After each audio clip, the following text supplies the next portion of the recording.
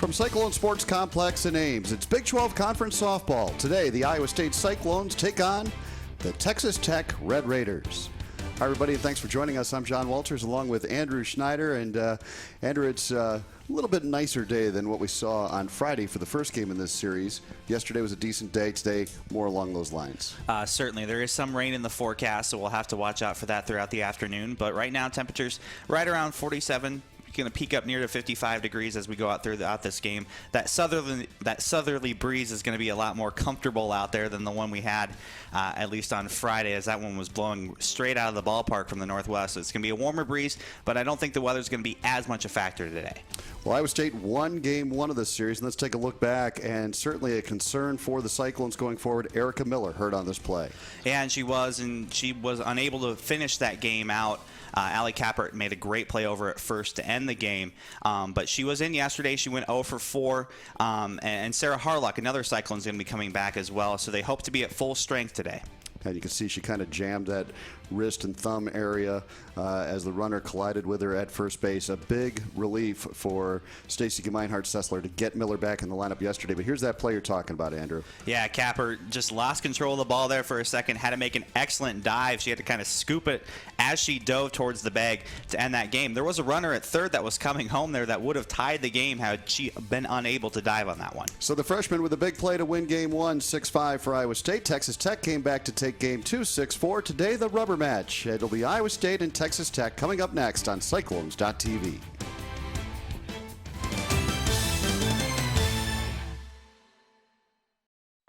Faster internet, better TV at our lowest price ever.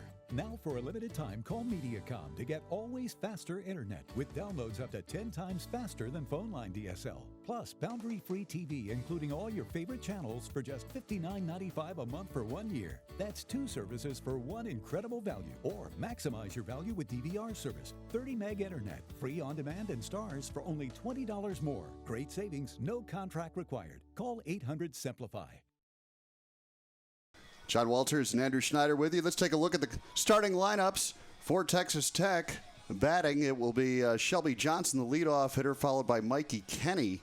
And then Caitlin Williams, Adriana Perez, and Sandy James. Those top 5 hitters all very dangerous for Texas Tech. Lexi Elkins will hit 6th and catch. Gretchen Aucoin is the pitcher. She'll hit 7th. Samantha Camello and Sydney Tapia round out the lineup. But we're ready for our first batter as Texas Tech digs in with Shelby Johnson. There's the defense for Iowa State. Spenlove, Gomez, and Harlock around the outfield. Reese, Slater, Davison, and Miller the infield. Torrescano and Lenzine the battery. And we are ready to go here at Cyclone Sports Complex. Tori Torrescano, the opening delivery, and taking his ball 1 on Shelby Johnson. Johnson, a dangerous hitter. She's been good in this series, 3 for 5. Left-hand hitter digs in. Here's the 1-0 from Torrescano, and that just misses the inside corner. It's 2-0. The home plate umpire today, Kevin Killingsworth. Over at first base is Sally Keller. At third, it's Renee Williams. Breezy day here at Cyclone Sports Complex, and the 2-0 hits the inside corner for Torrescano, and it's 2-1. Torrescano on Friday was very solid. She had a few mistakes, so she left over the plate. Her control has really improved throughout the season. She's been the go-to pitcher of late for Iowa State. That pitch missing the outside corner. 3-1 the count on Shelby Johnson, the leadoff hitter for Texas Tech. A lot of speed at this top of the lineup. You don't want to give away any free base runners here. The 3-1 on the way, and bunting at foul was Johnson. So she, on a 3-1 count, tries to bunt for a hit. Very unusual. So it goes to 3-2. And now Torrescano will try to put her away.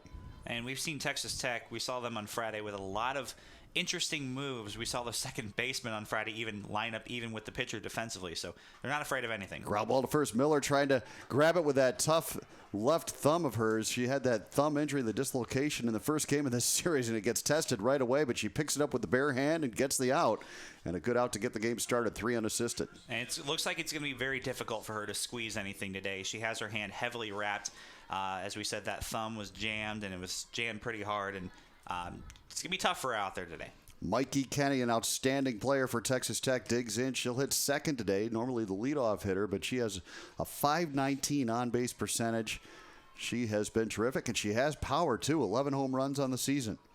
The 1-0 from Toscano, and Kenny takes and just misses. No, it got the outside corner. It's 1-1. And 22 extra base hits as a whole, 10 doubles as well. So not only does she have that home run power, she's got that extra base power. A lot of pop in this bat here in the 2 spot. Just underway here at Cyclone Sports Complex, Iowa State and Texas Tech, and Kenny drives one foul down the line. Got it solidly off the bat, but it goes foul, and it's a 1-2 count. Just a loud strike off the bat of Kenny.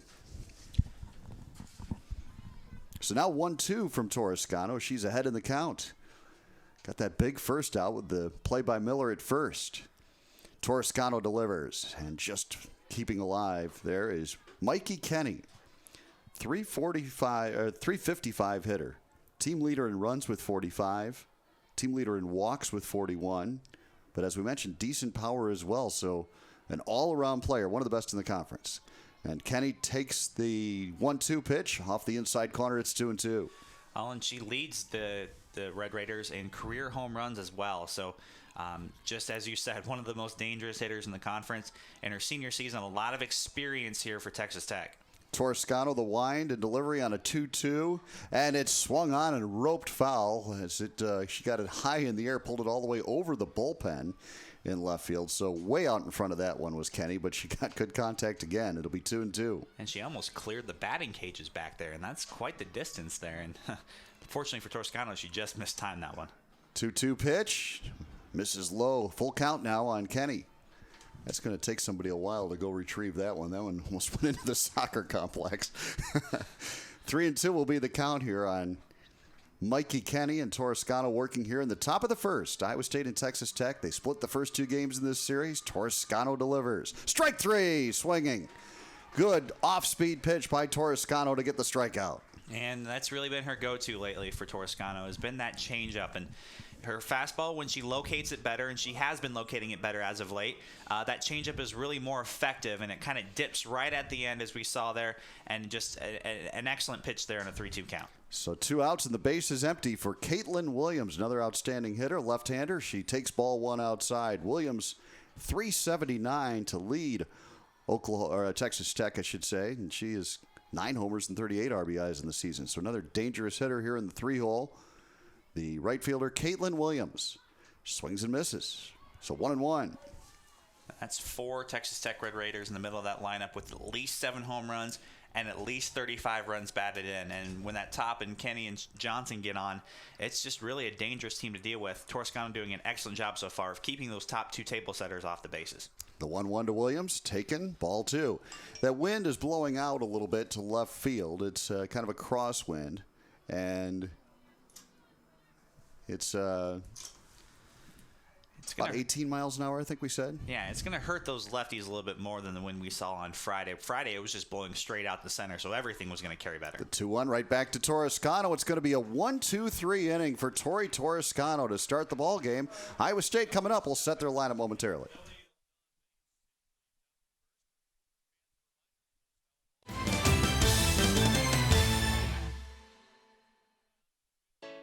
Every day, insurance companies are telling you they're the coolest thing since sliced bread. What can I say? In Mittendorf Insurance, we're still a whole loaf. Truth is, we write home, auto, business, life, and health insurance. We don't have apps on smartphones or tablets. Why?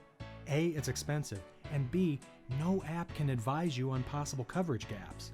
Give us 10 minutes. You may end up with better coverage and a better price.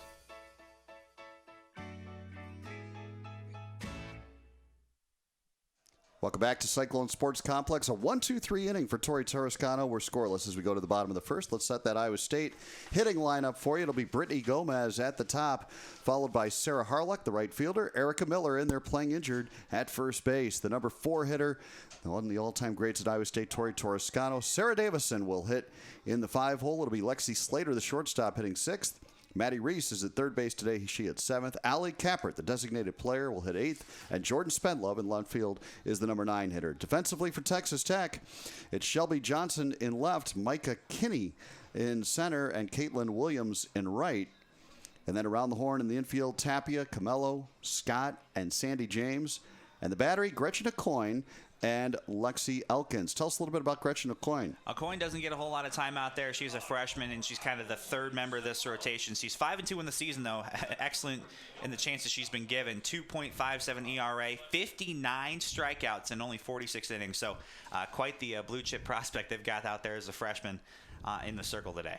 Gomez to face her and takes up high ball one. Now, this is the first time that Iowa State has seen Aucoin this season. Sixth game between the two teams. She has not pitched yet against Iowa State. So for the Cyclone hitters, there'll probably be a little adjustment period as they figure out the stuff of Gretchen Aucoin. That one fouled off. It's 1-1. We saw that when Drake brought in its bullpen pitcher in that game about 2 weeks ago, Andrew. And after Iowa State adjusted to her stuff, they hit the ball pretty well. But it did take a couple innings to get used to it. Here's Gomez slapping it to the left side and then running like crazy, and she will beat it out. Doing what she does best, Brittany Gomez, just putting it in play to the left side and then using those wheels, and now we'll see if she's off and running from first. And Tapia played that one really well over there at third base. She charged it. It was right at her, and she had a really good, solid, strong throw, but I think it hung up just enough on that second bounce, and she was unable to catch the very, very, very fast Gomez. Basically, anything hit to the left side by Gomez is going to be a hit. Here's Harlock, bunting foul down the third base side and out of play as Gomez was trying to advance. So this is that 1-2 punch that's been so dangerous for Iowa State. You can see that Harlock has her left wrist wrapped very heavily, yeah, I it's would say. A soft cast or whatever you want to call it, but it is an injury that she suffered and has been dealing with. So both she and Miller, the number 3 hitter, have been dealing with injuries. There's a pitch high and away, a pitch out, but Gomez in there anyway to get the stolen base. So Brittany Gomez with her team leading and school record 23rd stolen base of the season. And Iowa State challenged Elkins behind the plate on Friday, especially when Harlock came in to pinch hit. And that was just a tough throw, and it was a pitch out, and that's what's, I think, frustrating for the Red Raiders is that they saw it coming, they knew it was coming, just nothing really you could do about that one. Gomez tying the school record for steals in a season with her 23rd, and now Harlock takes outside, and it's 2-1. So some good things going on here in the top or the bottom of the first for Iowa State offensively. They have great speed at second base in Brittany Gomez. Sarah Harlock, a good hitter at the plate with a hitter's count at 2-1. And Aucoin delivers. Strike on the inside corner. It's 2-2. And you can see her kind of choke up on that bat as well. I don't think she's going to be taking a full swing at all.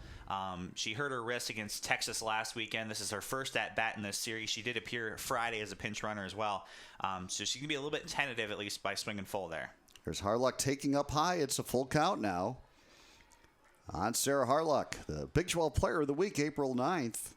Iowa State's first Big 12 Player of the Week in several seasons. So nice honor for Sarah Harlock. And now the 3-2 on its way, and she bunts it just foul, and they're going to call it a bunt or a swing. It was kind of a half swing. They're going to say she's out. So it was a bunt indeed. So Harlock is retired on the strikeout. And that brings up Erica Miller. Tough break right there, and Stacey Meinhardt-Sessler is going to argue that one.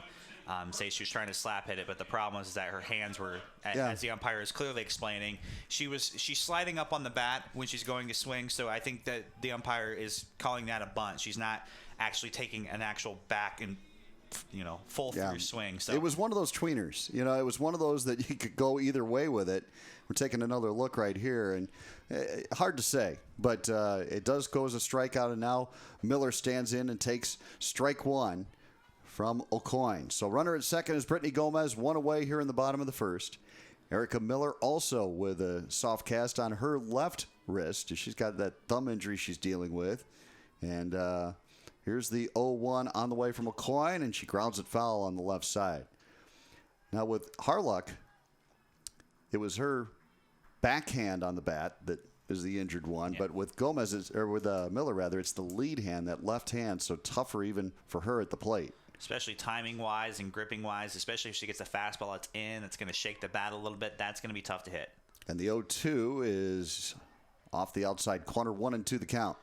Erica Miller, Iowa State's all-time leader in RBIs, school record 140 in her career. She has 43 this season, and she is in there on a 1-2 count and stays alive with a good swing. She got some good speed into that swing. Looks like it isn't bothering her too much. So and yesterday it looked like, at least on the stat sheet, she did go 0 for 4 with 3 strikeouts. Very uncharacteristic. She's one that does not strike out very often. She hits very well rather with 2 strikes. Here's the pitch, and Miller fouls it off to the right side and keeps the count at 1-2. Brittany Gomez at second base led off the inning with an infield single, stole second. Harlock was retired, but now one away, and Erica Miller, Iowa State's leader, with a .371 batting average, standing in, and that pitch misses the inside corner. It's 2-2.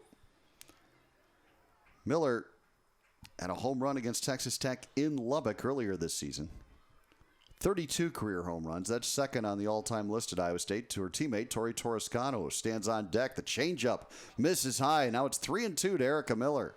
And Miller looks like she's a little bit more like herself today. Very characteristic at bat for her. She does not strike out very often, and she has a lot of walks as well. She's very, very patient and has a very good eye to see those borderline pitches with 2 strikes. The 3-2 driven to right field and deep, but playable and caught. And now Gomez will tag up and go to third. Alert base running by Brittany Gomez as Caitlin Williams made the catch out there. It hung up in the wind. And Gomez tagging up and going to third base. So runner at third, 2 away now. And that'll bring up Tori Torrescano. Hit that one very well, but as you said, a little bit too much air underneath that one. The wind is pretty stiff from right to left today. If you hit a line drive like that to left, the wind might carry that one all the way over towards that foul pole over there. So just a little bit of tough luck right there, but good to see her put a good swing into one. So Torrescano stands in, Iowa State's all-time leader in home runs. And the opening delivery from O'Coin is a changeup on the inside corner, strike 1. Cyclones trying to strike first here in the first inning. Since they've opened this ballpark, they've had a habit of falling behind in games and rallying to win. Looks like the right fielder, Caitlin Williams, might have been a little shaken up on that last play, and the pitcher, O'Coin, waited a moment to make sure she was okay. Now the pitch, a strike on the inside corner. I'm not sure what she's favoring out there, but she's kind of hanging her head out there in right field. I'm not entirely sure. I don't want to speculate too much, but like you said, there's something enough going on out there that they had to stop play for a second. The 0-2 outside, 1-2 now to Torrescano. We're in the bottom of the first here at Cyclone Sports Complex. Iowa State taking on Texas Tech. The Cyclones looking for their 5th Big 12 win of the season. The first 4 have come right here in this new, beautiful facility. There's the pitch, swung on and missed by Torrescano, and O'Coin is out of the first. So a couple of strikeouts for her. We go to the second inning with no score.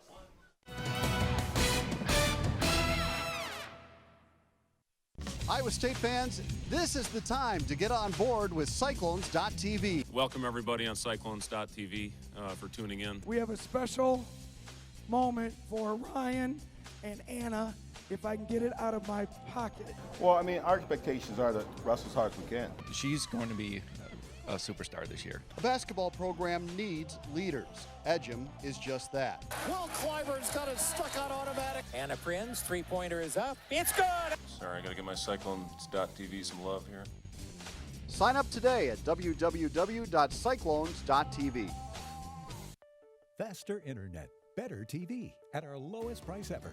Now for a limited time, call Mediacom to get always faster internet with downloads up to 10 times faster than phone line DSL. Plus, boundary-free TV, including all your favorite channels for just $59.95 a month for 1 year. That's 2 services for one incredible value. Or maximize your value with DVR service. 30 meg internet, free on demand and stars for only $20 more. Great savings, no contract required. Call 800-SIMPLIFY. A big week here on the Iowa State campus with Visha and the spring game yesterday. Today, the third game in this series between Iowa State and Texas Tech. Scoreless as we go to the second. It'll be the 4, 5, and 6 hitters for Texas Tech, and that means Adriana Perez, designated player, will lead it off 2 for 3 with a home run in game 1 of this series. A lot of power throughout this entire lineup, and Sandy James right behind her. Actually holds the single season home run record. She made that one in 2011.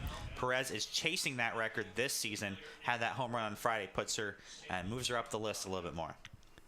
Perez, 14 home runs to lead this team. And there's the first pitch from Torrescano, missing inside, 1-0. Toscano had a 1-2-3 inning against 3 dangerous hitters in the top of the first. Now she works against Adriana Perez. They play her straight away. And that one driven foul into that Iowa State dugout. Hit hard. Wow. Duck in cover over there was the drill there for a second. And that one fortunately didn't hit anyone over there. And everyone's attentive watching the game. But ouch. That would have hurt. Yeah, you got to be sure you're on your toes when you're watching here. And there's the pitch. And that's on the outside corner. Strike 2 from Toscano. Good pitch right there. Early on, it looks like she's got that same control she had on Friday. She just needs to avoid that big mistake. She had a few of those, and that really allowed Texas Tech to first take the lead, and then on Perez's home run on Friday, and then, of course, allowed them to tie it up later on as well. Toscano went for that same spot and just missed. It's a 2-2 count now on Perez. Leadoff hitter here in the second for Texas Tech. Toscano winds and delivers the 2-2 off speed. Outside corner, strike 3. And Tori Toscano with her second strikeout of the game. Excellent pitch right there. As you said, the changeup, and looked like it dipped beautifully right over the outside part of the plate. Lenzine looked like for a second she wanted to frame it, but didn't really need to, as that tailed right back over the heart of the plate. Great start for Tori Toscano, getting the first 4 hitters in order. And now Sandy James steps in and takes ball 1 inside. James, another good hitter in this Texas Tech lineup. Team leader in doubles with 15. On base percentage .450. And she's hitting .317 on the season. 7 homers, 36 RBIs. That pitch outside 2-0. So all kinds of good hitters at the top of this lineup. But so far, Toscano has done the job getting them down in order to this point. 1 away here in the top of the second. And the 2-0 on the way to Sandy James. Swung on and driven up the middle. Slater to her left. Couldn't get the glove down. It's into center field for a base hit for Sandy James. First hit of the game for Texas Tech.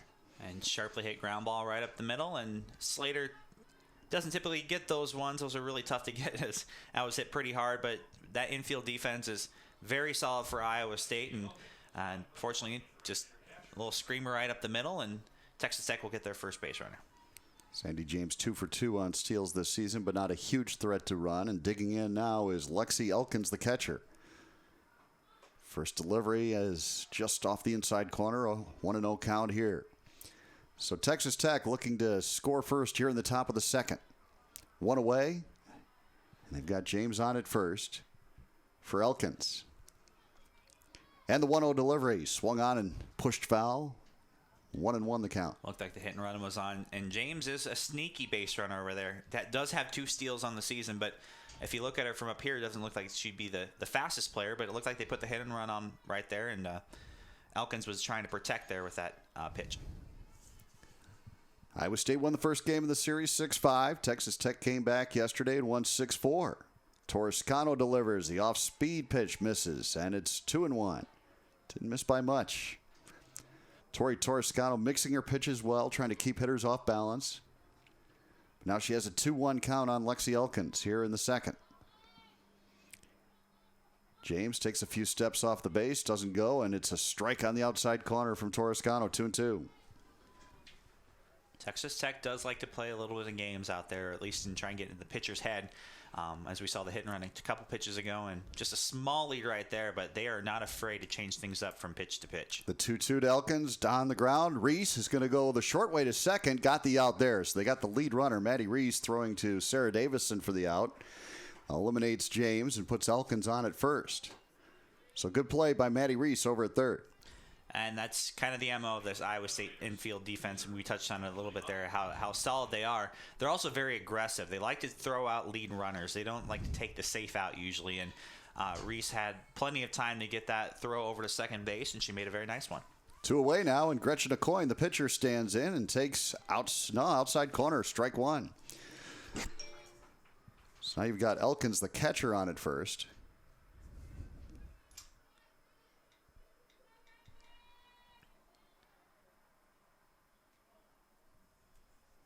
And the pitch on the way, and it's chop foul. 0-2 now to Gretchen Aucoin. Looks like Toscano is really trying to stay away from these hitters, not trying to get inside realizes that they have a lot of home run potential all the way through this lineup, and those two pitches were both on the outside corner. Let's see where she goes here with the 0-2. 2 away here in the second. And Toscano delivers outside. 2-2 the count now on, or 1-2 rather, on Gretchen Aucoin. That sun out now, which really warms things up here at Cyclone Sports Complex. The wind blowing out to left. A 1-2 delivery on the way to Aucoin. And that misses the inside corner, 2-2. And that sun, I think, is very welcoming to these Cyclone softball players, and really Texas Tech as well. Past couple games we've called here, John, the weather has not been exactly what you call softball spring weather, and it looks like today we're going to finally get some. And there's the pitch from Toscano, lined into center field, a base hit. The runner will stop at second, a base hit for Gretchen Aucoin. Elkins moves on to second base. And a good piece of hitting that time by Aucoin. Very much so. She lines it right up the middle on a pitch that she wanted to. And I think Toscano caught a little bit more of the plate than she wanted to. Typically with 2 strikes, she'd like to try and nibble at those corners a little bit more, try to find that perfect pitch down and away. Good piece of hitting, like you said, from Aucoin. 2 on now and 2 away. And here's the delivery. And it misses. 1-0 the count on Samantha Camello. She is the shortstop for Texas Tech. 2 runners aboard here in the top of the second, no score. Toscano delivers, and that misses the inside corner, 2-0. So Toscano working her way into a little bit of a jam here in the second. She got the Red Raiders 1-2-3 in the first. Couple of base hits here in the second inning, but she has been working ahead in the count most of the game. 2-0 here, though, and the pitch is a strike, 2-1. Camello is a pretty solid hitter to have near the bottom part of that lineup, batting .310 on the season so far. 40 hits, and she was the runner that was thrown out on Friday on that bang-bang play to end the game. Toscano delivers off the outside corner. It's 3-1 now to Samantha Camello. The number 8 hitter. On deck, Sydney Tapia, the third baseman. But Toscano would like to battle back in the count right here, 3-1. 2 runners on, 2 away here in the second. Toscano delivers, swung on and fouled back, 3-2 now. So now the runners will be off with the pitch. With 2 away, they'll get that head start. It's very dangerous because if she can find a gap out there, the Camello that is, it's very tough to throw out that runner from first if she does get that head start. Toscano's delivery on the 3-2, grounded through the left side, a base hit into left field. Spendlove firing to the plate, and the throw is not in time. Just under the tag is Lexi Elkins able to score ahead of the throw by Spendlove. Good throw on the money, but now runners at first and third and a run in here for Texas Tech. And that goes to show what kind of throw that was, really. With the runners over there off at the pitch, Elkins at second base as she comes around, and that throw timing is excellent. I mean, if it would have been a split second earlier, I think they would have got him, but that's a perfect throw on that instance. She was up right with the ball that was batted out right at her, and unfortunately for Iowa State, not quite able to get her. Tapia takes ball 1. Lenzine trying to get that tag down in time, but good base running by Lexi Elkins. She slid in underneath the tag. So a run in here for Texas Tech here in the second. They lead at 1-0. And Sydney Tapia takes down low. It's 2-0 now. And Toscano, now Andrew's starting to fall behind hitters a little bit. And I think she's a little bit flustered. She's given up 3 hits in this inning so far. Texas Tech able to see her a little bit better than they were in those first 4 batters. She's falling behind a few as well. Just needs to regain her composure, take a deep breath, and fire some strikes. That's a chopper down the line. Reese comes up throwing. Not in time. The run will score. Tapia with an infield hit, and it's 2-0 Texas Tech. And tough luck right there. She wanted to induce the ground ball. She wanted to let her defense work on that one. The number 9 hitter, though, comes up, chops one slowly over to third. Reese makes a good throw over to first, but now we got that second run of the ball game out there. A lot of this damage after 2 outs. Runners at first and second now, 2 runs in for Texas Tech, and the leadoff hitter stands in, and that's ball 1 from Toscano is Shelby Johnson, who went 3 unassisted her first time up. Bats here with 2 runners aboard. Dangerous situation here for Toscano. She wants to stop the damage right here. Here's the delivery. And a good pitch right there for a strike, 1-1. That's the best pitch she's probably thrown a little bit there. Look, hopefully that gets her confidence out there for your Iowa State. You want her confidence back out there, especially with runners still at first and second, back of that dangerous top of the lineup. And there's a pitch on the inside corner, strike two. So 2 good pitches in a row from Tori Torrescano. 1-2 the count now on Shelby Johnson. We'll see what she goes with here. She got Johnson to ground out straight to Miller to start this game off. We'll see if we can get, or if she can get something the same there. And that pitch gets away from Lenzine, and the runners are going to move up. So 2-2 the count now, and 2 runners in scoring position for Shelby Johnson. Looks like she was trying to get that one a little bit lower to induce that ground ball to end the inning, and just got away from Lenzine. Second and third now, and a 2-2 delivery from Tori Torrescano to Shelby Johnson. On the outside corner, strike 3. Torrescano with her 3rd strikeout of the game, and it came at a big time to get out of this second inning jam. But 2 runs in for Texas Tech. They lead it 2-0 as we go to the bottom of the second.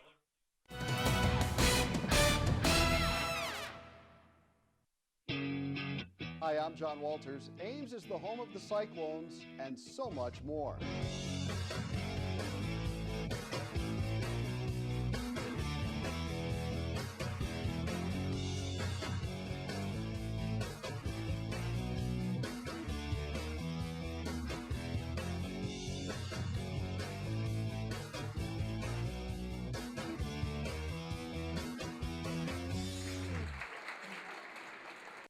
I am a helpful smile. I'm a helpful smile. I am a helpful smile. I am a helpful smile. I am a helpful smile. I've been a helpful smile for 23 years. I am a helpful smile. I am a helpful smile. I am a helpful smile. I am Hy-Vee. We go to the bottom of the second. Texas Tech now leading Iowa State 2-0. It'll be Sarah Davison leading off for Iowa State, followed by Lexi Slater and Maddie Reese.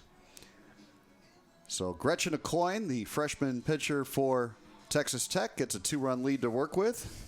And we'll see if the Cyclones can strike back here in their half of the second. Iowa State no stranger to falling behind, as we were talking about before the broadcast, and but they have a really good offense of mentality. They're very tough-minded out there. They don't let these leads get to them, and we've seen it a couple times here. Iowa State has really had the ability to come back early in the game and match, especially the inning after, and that's going to be a challenge out there again today, as Aucoin's got pretty good stuff so far, but this middle part of the lineup has been very solid for Iowa State this year. Davison takes strike 1 from Aucoin. Davison, a junior out of St. Louis. Playing second base today. She can also catch. 0-1 the count. Aucoin delivers, and Davison a swing and a miss. 0-2. So we'll see if Aucoin gets more aggressive here with a 2-run lead to work with. Comes right at the Iowa State hitters. The freshman has pitched well.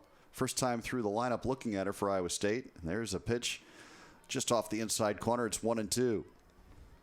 This middle infield known for their defense, at least so far, what we've seen on our broadcast. Just terrific defense here and really terrific offense. Slater, who's on deck, has a home run, or had a home run yesterday. So just a very dangerous lineup for Iowa State this afternoon. That pitch up high, 2-2. Nice thing here for Davison, seeing now 4 going into her 5th pitch in the at-bat. You want to see all the stuff that Aucoin has, so that the second time through you're a little better prepared for it. 2-2, the delivery on the way, and it's a changeup up high, 3-2. So she's worked the count full.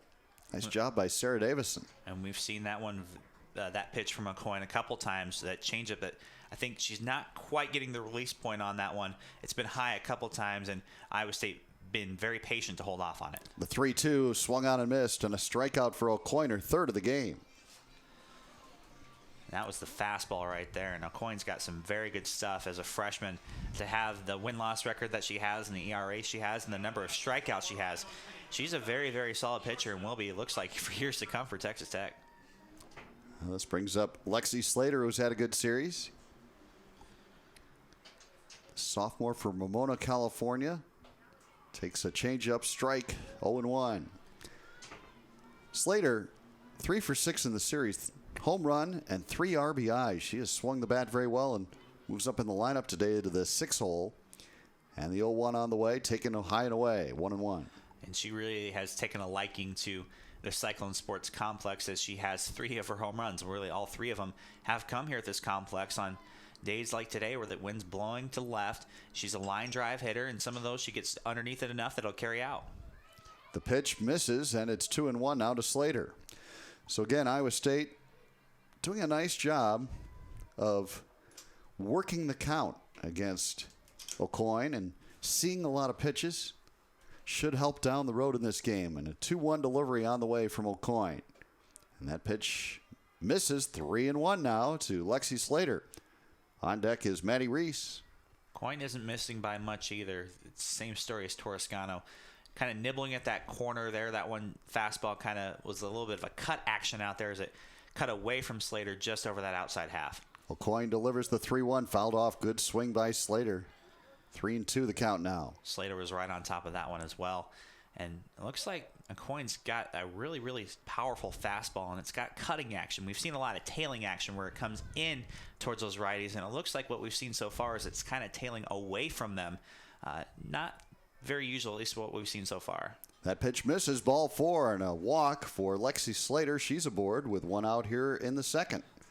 Brings up Maddie Reese. Didn't miss that one by much either, and really Aucoin is trying to nibble. Iowa State doing an excellent job, though, right now of trying to lay off those pitches. She's gotten a couple where Iowa State thought they had the fastball. They just weren't able to catch up to it, and that's really where those 3 strikeouts have come so far.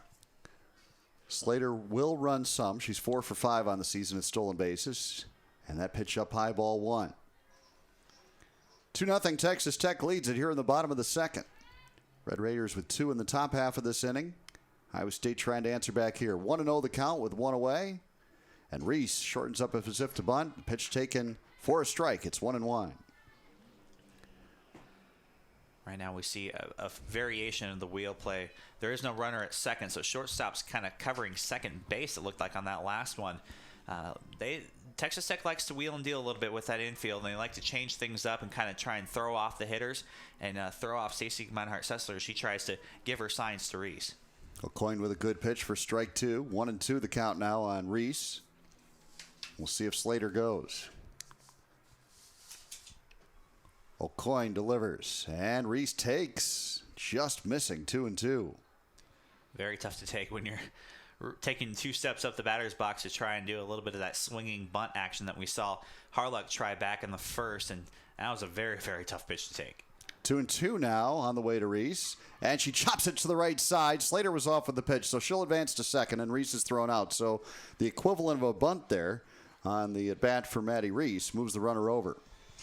And that's what Iowa State's trying to do. She executed the plan. I think that she wanted to, and I think if she would have gotten a little bit luckier if we've seen some of those other defensive plays that Texas Tech has thrown out there. But that time, the second baseman Scott was back and playing back, and as we saw Slater running off with the pitch as well. If Slater wasn't off with that pitch, though, that might have spelled a little bit of trouble. Allie Kappert, the freshman from Ankeny, stands in. She's the designated player. She played some first base in this series when Erica Miller was injured in Game 1. Kappert with a runner in scoring position and 2 away takes off the outside corner, ball 1. Kappert had a standout career at Ankeny High School, swinging the bat. Left-hand power hitter. Slater, the runner at second, 2 away here in the second. And the delivery by Aucoin just misses, 2-0. She's got a little bit of a coil-up stance, too. She's not going to be one to bunt. And as we saw against Drake, when she finally caught her first career home run, or when she caught the pitch with that bat and got her first career home run, and that went a long way, and it was actually into the wind. So a 2-0 now from Aucoin, and Kappert with a good rip on that one, fouls it off, 2-1. Well, a hitter's count, and Kappert was guessing fastball, got it, and put a very good swing on it. And now 2-1 the count. And with time, I think she's only going to get better and better as she sees some of these pitchers in the Big 12. And there's a lot of talent out there, but she has a lot of pop in that bat. Freshman versus freshman, and the pitch is down low, 3-1 now to Allie Kappert. On deck is Jordan Spenlove. And the first baseman, Sandy James, needs to tie her shoe, so that'll delay things here for a moment. 3-1 the count. There's a good look at Allie Kappert. Ankeny state champs. 3-1 pitch on the way, and Kappert couldn't hold up. 3-2. No need to appeal. It's already a strike. Yeah, that would have been a called strike anyway. And looked like she wanted to swing on that one. She thought it was probably that high changeup that we've seen a couple times from O'Coin, so she pulled up. Unfortunately for her, it was a called strike anyway. 3-2, 2 away. Slater will be off, and Kappert fouls it off. She's not missing by much. She's really, I think, teeing off on that fastball. I think she took a couple of changeups to start this at bat, so she's really wanting to hit that fastball, let the pitcher do some of the work and carrying that ball out of here. And that's kind of the little cat and mouse game that you play as a batter. Sometimes you try and guess that pitch and time it well. 3-2 delivery, a changeup for strike 3. A beautiful pitch by O'Coin. Her 4th strikeout of the game catches Kappert looking. It's 2-0 Texas Tech as we go to the 3rd. Are you really covered? Not all insurance is the same, and you should have an agent that takes the time to learn about what you need, then tailors a personalized plan that fits your needs. Middendorf Insurance is not like the rest. We're a cut above the crowd. Insurance for your business, farm, home, auto, or other assets. Middendorf Insurance Associates.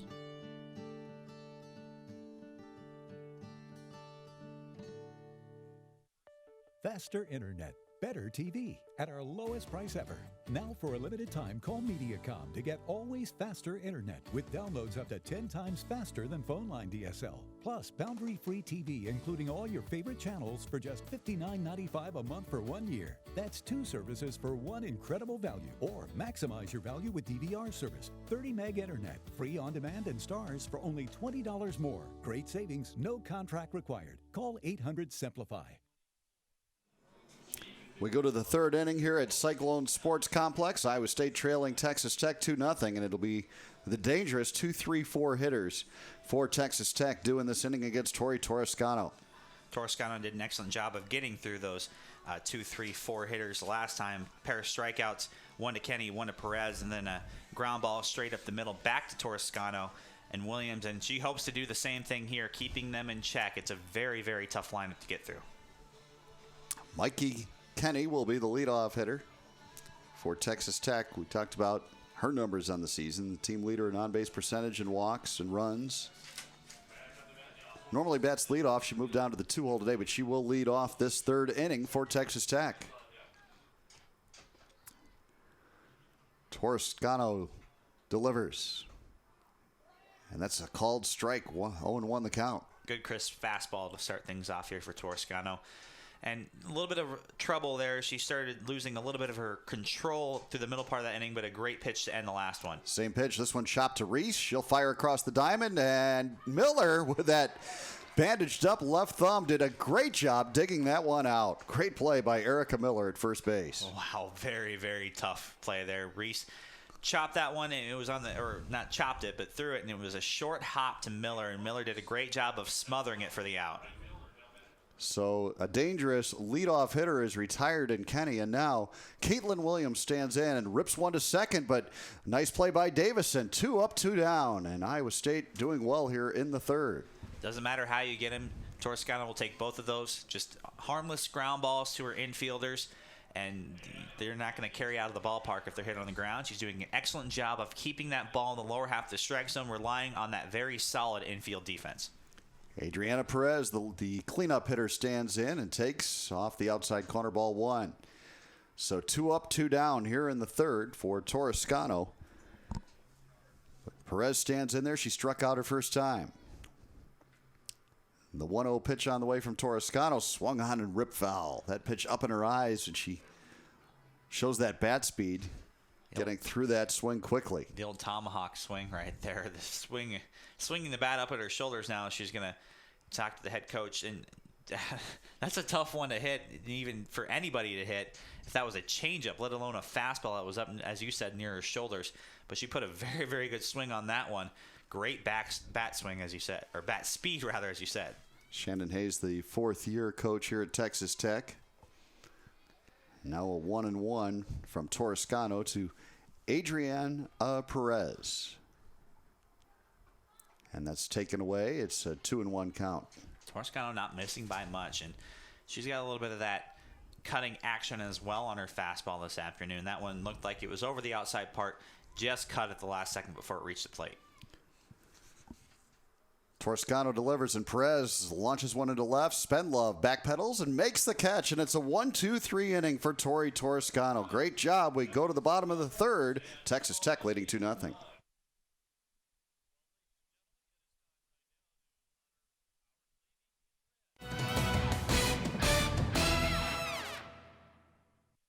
Iowa State fans, this is the time to get on board with Cyclones.tv. Welcome everybody on Cyclones.tv for tuning in. We have a special moment for Ryan and Anna, if I can get it out of my pocket. Well, I mean, our expectations are that Russ as hard as we can. She's going to be a superstar this year. A basketball program needs leaders. Edgem is just that. Will Clyburne's got it stuck on automatic. Anna Prinz, three-pointer is up. It's good! Sorry, I gotta get my Cyclones.tv some love here. Sign up today at www.cyclones.tv. Faster internet, better TV at our lowest price ever. Now for a limited time, call Mediacom to get always faster internet with downloads up to 10 times faster than phone line DSL. Plus, boundary-free TV, including all your favorite channels for just $59.95 a month for 1 year. That's 2 services for one incredible value. Or maximize your value with DVR service. 30 meg internet, free on demand and stars for only $20 more. Great savings, no contract required. Call 800-SIMPLIFY. We go to the bottom of the third with Iowa State trailing Texas Tech 2-0. Stacy Gemeinhart-Sessler's team will send their number 9 hitter, Jordan Spendlove, to the plate first. Not your typical 9-hole hitter, as she's hitting .290 on the season with 29 RBIs, which is third on the team for Iowa State. She has been struggling a little bit as of late. She did have a solid game on Friday, but I think she's not having the kind of performance she'd like to, so Gemeinhart-Sessler sticks her in that 9-hole, try to give her a little bit of an opportunity to regain her confidence as that second leadoff. And the opening pitch is taken ball 1. Shortstop, Samantha Camello playing deep, so we'll see if Spendlove tries one of those little chop swings and just kind of puts it in play to that left side and tries to beat it out a la Brittany Gomez. 1-0 the count, and the pitch there goes to short, but Camello's right in the right place at the right time, fires across to get the out. Hit a little bit too hard to follow that strategy, but the first out goes from short to first. And, of course, as you said, right at Camello as well. And a good solid swing, though. It looks like they're at least she saw some of those pitches that some of her teammates were not able to see. And a good aggressive swing early in the count to try and get herself out of that funk. So now Gomez, the leadoff hitter, shortens up and takes ball 1. So now the second time through the lineup against Aucoin. Iowa State had not seen her pitch at all until this game, so the hitters now will get their second look at her, and Gomez took ball 1 to start her at bat. 1 away here in the bottom of the third, and that pitch hits Gomez, and she'll go to first. She stole a base last time, and we'll see if she's off and running again here. And I'm not sure how that usually works. You don't see that in baseball, but she had her 2 steps in for her slap hit that she typically does, and that's how she was hit. But since that's a part of her natural swinging motion, I suppose that's going to count for that hit batsman, if you will. And Iowa State has their fastest runner over at first now. Sarah Harlock, the hitter, and there goes Gomez. Nope, she just faked the run and then went back to first, and they were throwing a pitch out, so good strategy by Gomez to get back. Now we'll see if she's off and running with a 1-0 count.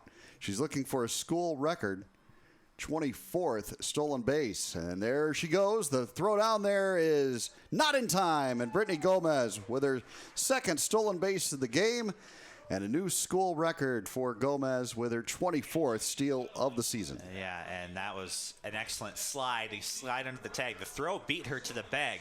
But the way she slid away from the bag and let her left arm come in and sneak in underneath that tag.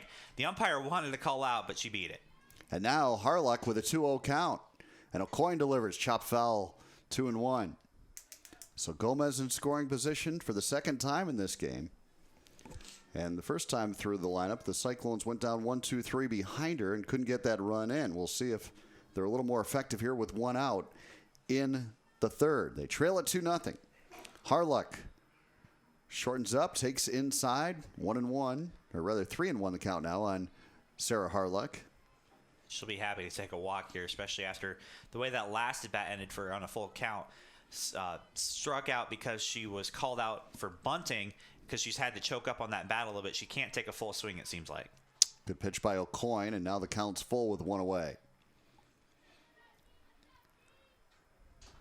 Lots of space up the middle as the shortstop playing deep in the hole.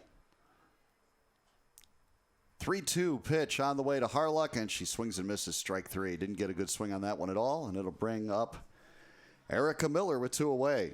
And very, very tough. It looked like she wanted to hold off on that one. That pitch looked like it was almost in the other batter's box where Erica Miller is standing right now. But she was trying to be aggressive there, trying to get Gomez over to third. Unfortunately, she'll pay for that. 5th strikeout for O'Coin, and now she delivers to Erica Miller. And that pitch is a strike. So Cyclones trying not to strand Gomez again. And they've got their leading hitter, Erica Miller, at the plate, hitting .371 on the season. The 0-1 pitch on the way. And grounded through the right side, a base hit. Gomez digging for home. There's going to be a play at the plate. The throw is high, and Gomez is safe. She got in under the tag. And now Miller trying to advance to second, and she's going to be thrown out. But the run's in, and the Cyclones do get on the board. They trail 2-1. There's going to be an argument here. Credit Erica Miller with the RBI, her 44th of the season. And Shannon Hayes says she should have been called out at the plate. It was a close play. But a base hit, an RBI, and then thrown out at second was Erica Miller. We go to the 4th inning. Andrew Schneider will have the call with Iowa State trailing Texas Tech 2-1.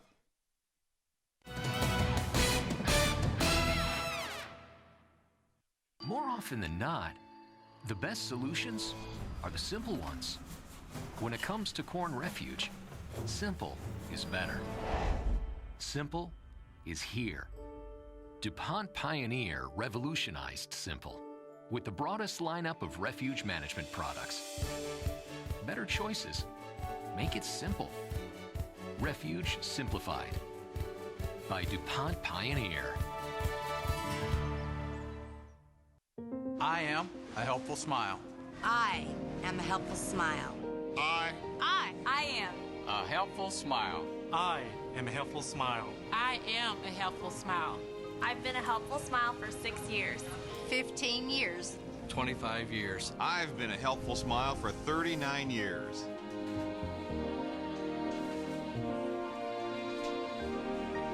I am a helpful smile. I am Hy-Vee. And we welcome you back to the Cyclone Sports Complex. We're headed to the top half of the 4th, and we're going to go ahead and look at that play at the plate once again on that base hit. And, John, we were talking during the break, and it looked like it would be very difficult for Gomez. However, she did touch the plate, and I think Shannon Hayes had a very good argument. I don't know what you think there, but yeah, I thought Elkins blocked the plate very well, and I'm not sure that Gomez actually touched home plate. So Shannon Hayes might have had a very good argument. But Andrew, it's a big run for Iowa State. Even though Miller was thrown out trying to go to second, she picks up her 141st career RBI, the school record, and now the Cyclones back within 1 as we go to the 4th. Toscano looking to hold that 1-run lead. She's pitched very well. Sandy James dig in. She had a base hit back in the second, was thrown out on a fielder's choice. First pitch is a ball inside. And the thing I like about Toscano today, no walks. She's been going right at these hitters. She has given up a few base hits, 4 in the game for Texas Tech, but she's making the other team beat her. The 1-0 over the outside half for a strike. It's 1-1. Beautiful afternoon here at the Cyclone Sports Complex. It's really warmed up. Temperatures in the mid-50s. That wind still blowing fairly solidly out the left. The 1-1 is outside for ball 2. That pitch will get away from Toscano, but rather that throw back from Lenzine will, but no harm, no foul. No runners out there on base. It's a 2-1 count to Sandy James. James, a dangerous hitter. Holds the school record for Texas Tech in home runs hit in a single season. The 2-1. It's over the outside part, but high for ball 3. Well, this is part of the lineup that did the damage for Texas Tech. These 5 through 9 hitters did all the damage in that 2-run second inning. 3-1 is way inside. Oh, that's actually not way inside. That great tailing action from Toscano for strike 2. We've seen that pitch a couple times today, John, where it looks like it's outside, but it's just moving so much from the outer half to the inner half. Well, Kevin Killingsworth very slow on that strike call, and that one misses. That one looked about the same, but a little bit further inside for ball 4. So the first walk to Toscano this afternoon.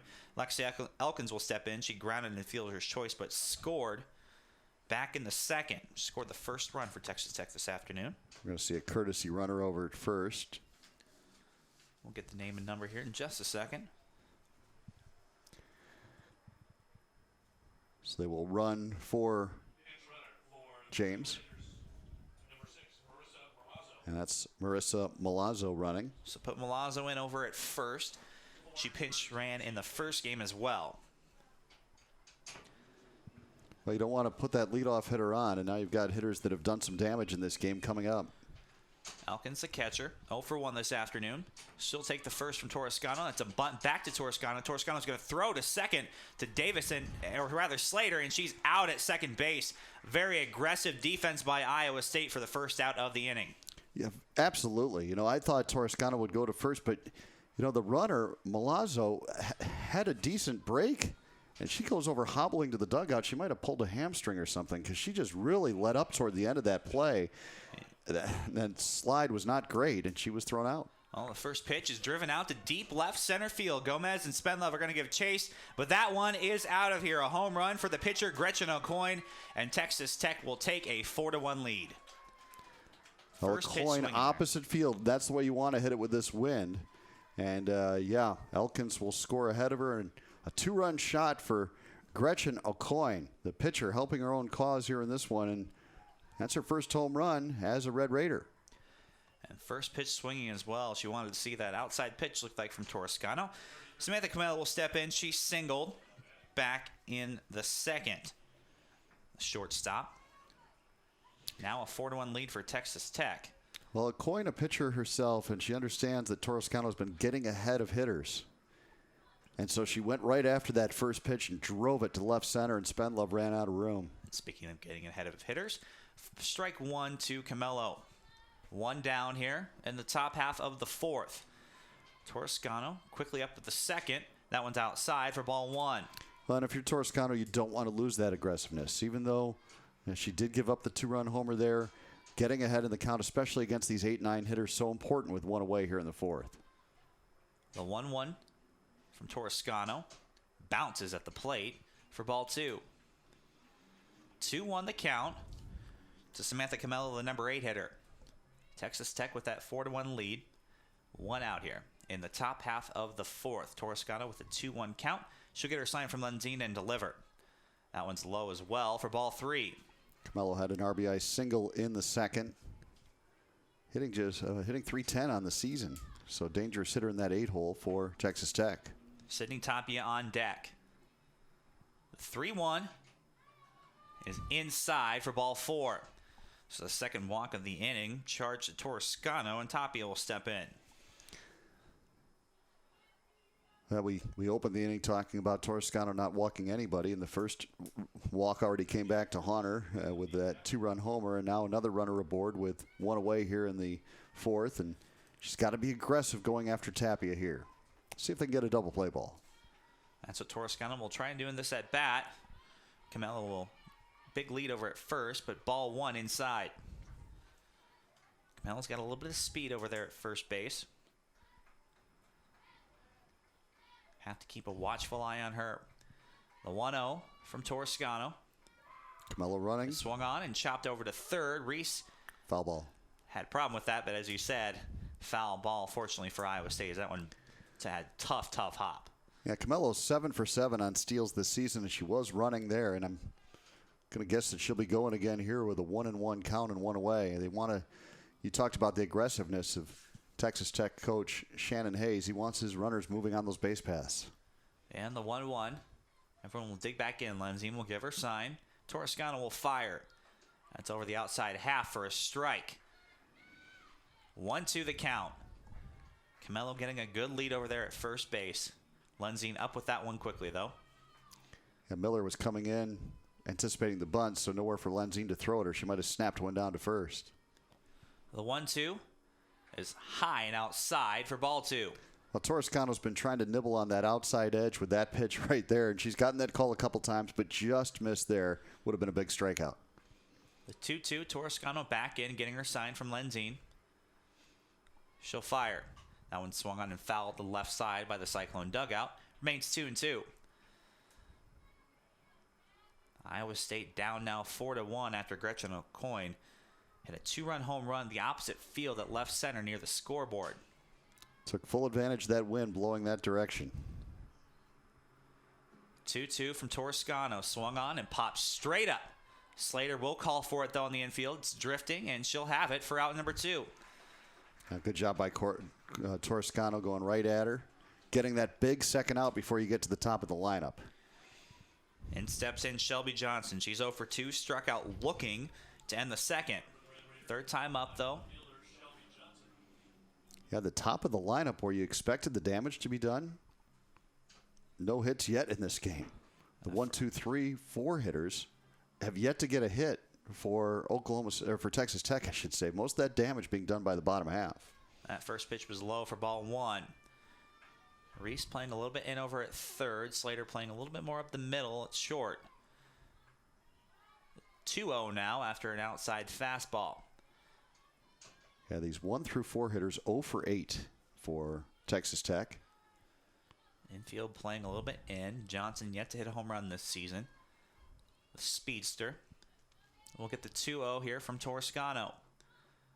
That one's also outside for ball 3. Starting to nibble a little bit more. And again, with these dangerous hitters in the heart of that lineup for Texas Tech, you got to make them beat you. 3-0 count to Johnson. And that will be a strike on the inside half. First strike to Johnson. 3-1 count. 2 out. It's a 4-1 ball game. Texas Tech up after a home run from their pitcher, O'Coin. Toscano's 3-1 is swung on and lined to deep right center field. And that one's down and near the wall. Gomez is up with it quickly, though. But 2 runs are going to score on the play on a double by Johnson. Texas Tech will take a 6-1 lead. Not just 1 run. There was just 1 runner on. But there's only 1 run out there. Yeah, but Johnson. My bad. Johnson, a 2-run. They shot to the wall in right center, delivers that RBI, and the top of the lineup finally getting some damage done. Camelo, as we mentioned earlier, has good speed, and she was able to score all the way from first. Solid line drive makes it a 5-1 ball game, as now we'll get time. So we'll have a meeting on the mound, and Toscano getting roughed up a little bit here. It looks like Texas Tech is really starting to sear a little bit well. When they're hitting it pretty hard. Brittany Wildmiller out to try to settle down Toscano, and they might be making a change here. It looks like they are. And they will be making a pitching change. We'll wait to see who's going to go out there. It looks like it will be Taylor Smith. So we'll put Smith in there. We'll have some defensive changes. We'll go ahead and take a short break here. We'll be right back at the Cyclone Sports Complex right here on Cyclones.tv.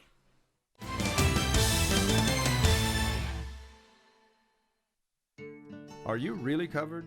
Not all insurance is the same, and you should have an agent that takes the time to learn about what you need, then tailors a personalized plan that fits your needs. Middendorf Insurance is not like the rest. We're a cut above the crowd. Insurance for your business, farm, home, auto, or other assets. Middendorf Insurance Associates.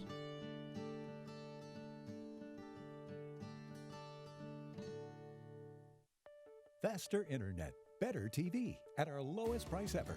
Now for a limited time, call Mediacom to get always faster internet with downloads up to 10 times faster than phone line DSL. Plus, boundary-free TV, including all your favorite channels for just $59.95 a month for 1 year. That's 2 services for one incredible value. Or maximize your value with DVR service. 30 meg internet, free on demand and stars for only $20 more. Great savings, no contract required. Call 800-SIMPLIFY. And welcome back to the Cyclone Sports Complex. Taylor Smith, the new pitcher, busy so far this weekend. Got the win yesterday after pitching 7 innings and had a save on Friday after a solid 7th inning of work. Good defensive changes here. Rather take a look at the defensive changes. Davison will now catch for Smith. Maddie Reese will move over to second base, and Tori Toscano will move to third. Well, Toscano really pitched well against the top of that lineup the early part of this game. It was the bottom half that did the damage on her.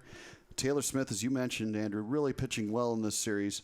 The junior from Central Decatur of Leon will get the opportunity to pitch in a third game in this series now and try to get Iowa State out of this inning without further damage. She's had no earned runs in this series after 8 innings of work, so Texas Tech might be struggling to see her a little bit. Mikey Kenyon will get to see her here. First pitch is a strike, 0-1. Now you've got a great hitter at the plate, and Smith challenges her with a fastball right away. I like to see that from Smith, and let's see if she can keep coming right at her. Kenny's 0 for 2, struck out back on the first. That one's grounded sharply over to Slater. She's up with it, and she'll throw over to Miller, and that will retire the side. So Smith comes in, gets the job done. However, Texas Tech adds 3 to their lead. It's 5-1. We'll be right back. The football playing field can be tough. Sometimes there are setbacks. No matter what, you keep playing the game. Our field is no different. Sometimes the challenges are tough here too. Like when it's a drought. But no matter what, we work hard to feed and fuel America. Iowa Corn, where every day is game day for Iowa's corn growers. Every day, insurance companies are telling you they're the coolest thing since sliced bread. What can I say? In Mittendorf Insurance, we're still a whole loaf. Truth is, we write home, auto, business, life, and health insurance. We don't have apps on smartphones or tablets. Why? A, it's expensive, and B, no app can advise you on possible coverage gaps. Give us 10 minutes. You may end up with better coverage and a better price.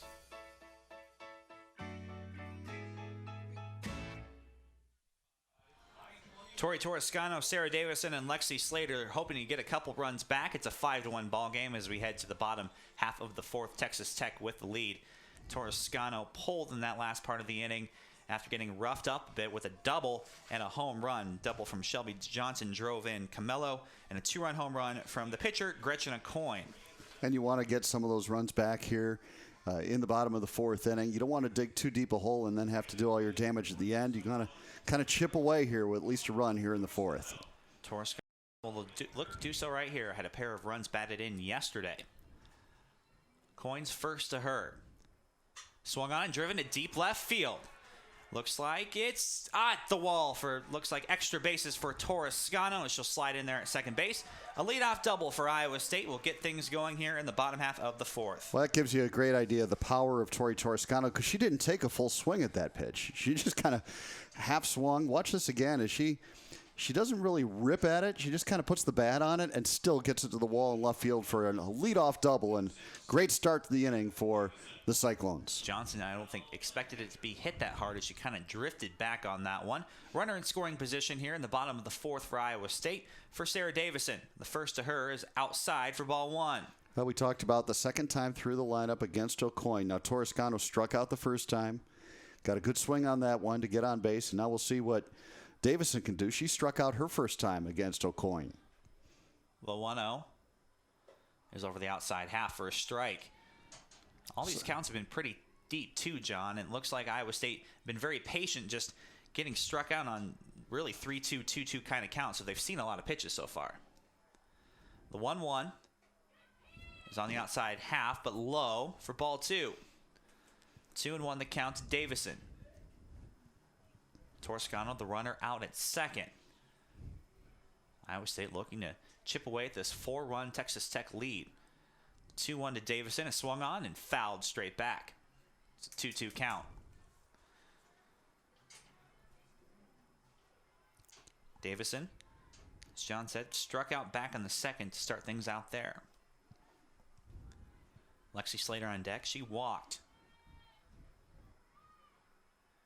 The 2-2 swung on and grounded over to third. She'll look back Toscano. The throw to first is in time for out number one. Toppy with a great throw and a great look back at Toscano. Well, I was surprised she didn't throw the ball to second base because they had Toscano pretty far off the bag. But she took the safe play, got the out. I suppose that's the smart thing to do with a 5-1 lead. But I think they could have gotten Toscano if they went that way. Well, she certainly had time to do it. It was hard hit over towards her at third. Slater will step in. One out, and Toscano, the runner, at second. Pitch from McCoy is inside and dropped for ball one. Of course, the danger if Tapia does throw it to second and that throw gets away, or you don't get it there in time, then all of a sudden you're looking at opening the door for a big inning for Iowa State. So probably the smart play. 1-0 the count to Slater. Elkin will give McCoy the sign.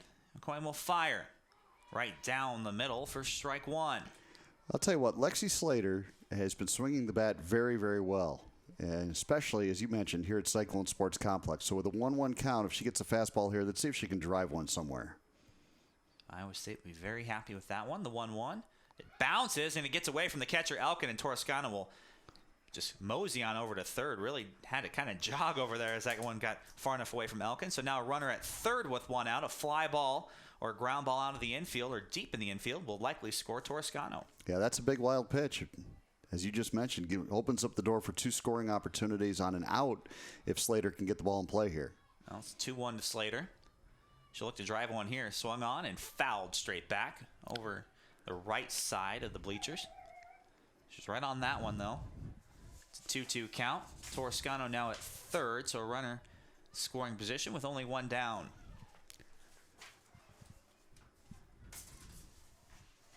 Defense playing back. That one swung on and fouled as well. She'll stay alive. Now Slater kind of showing bunt, but with 2 strikes, probably not going to do that. But you never know. You could put down the squeeze and get that run home. But the Cyclones need base runners, and they need runs both. They're down 5-1 here in the 4th. She might just be showing bunt and then swinging away. Very potent offense here. That pitch is inside and runs a count full. So we'll see a payoff pitch from McCoy. They've got a freshman on the mound. She has a big lead, but you want to fluster her any way you can. If Slater can draw a walk here or get on base, it could open the door for a big inning. Big gap up the middle. The 3-2 swung on and over to short to Camelo. She'll throw over to first, but that will score a run as Toscano will come across on a sacrifice ground ball there. So Iowa State will tack on their second run of the ball game and make it a 3-run contest. Good job by Slater. Her 4th RBI of the series. And Toscano in to chop that lead down to 5-2. But the smart play, too, by Camelo over at shortstop. You know, get the out. You're up 5-1. Make sure to get that out, even though it's a 5-2 game now. 2 away, and the base is empty here in the 4th. Solid throw from Camelo. Will retire Slater. As we said, an RBI, though, to Slater. Maddie Reese will step in and take ball one. Reese sacrificed back in the second. Lexi Slater up to 20 RBIs now on the season. Very potent threat in the bottom half of the Cyclone lineup. The 1-0 is swung on and popped up to short side of the infield, looks like. And Scott will have it to retire the side, but Iowa State chips away at the lead. They'll get their second run of the ball game. It's 5-2. Texas Tech in the lead. We'll be right back.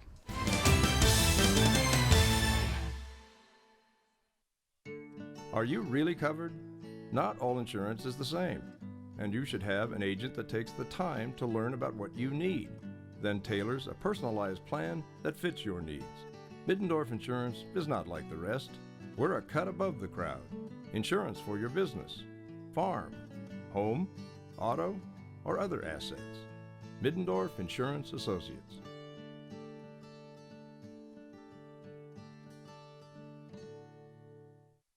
Faster internet, better TV at our lowest price ever.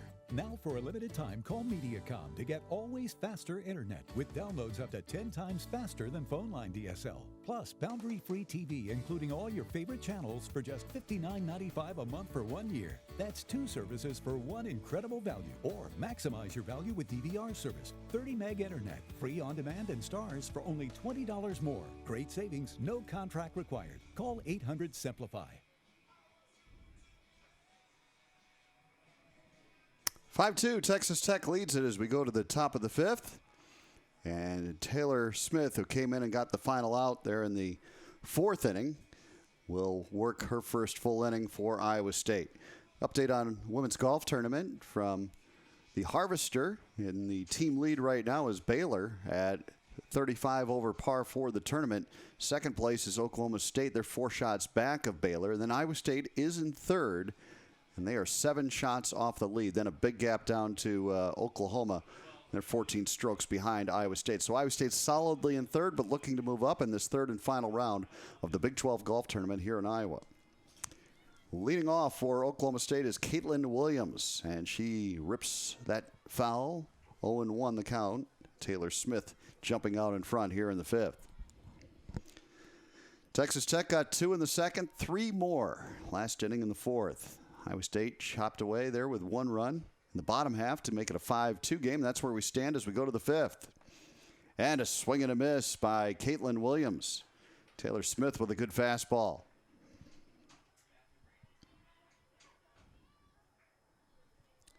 Williams, a dangerous hitter. 379 to lead Oklahoma State on the season. The 0-2 misses outside, 1-2 now.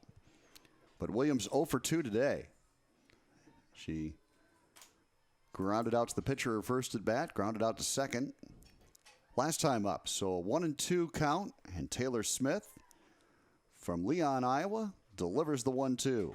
Swung on, chopped to short. Lexi Slater got a glove on it, but couldn't make the play. It's into center field for a base hit. So, Caitlin Williams, the leading hitter for for Texas Tech on the season, gets her first hit of the game, and the leadoff runner is aboard, and we'll turn things over here to Andrew Schneider. And John, you said a really tough play up the middle for Slater. Very good defensively, though. They will score that one a base hit. Runner at first. And the 0-0 to Perez is swung on and missed for strike 1. Adriana Perez 0 for 2 in the game, struck out her first time and then flied out to Spendlove in left field last time up.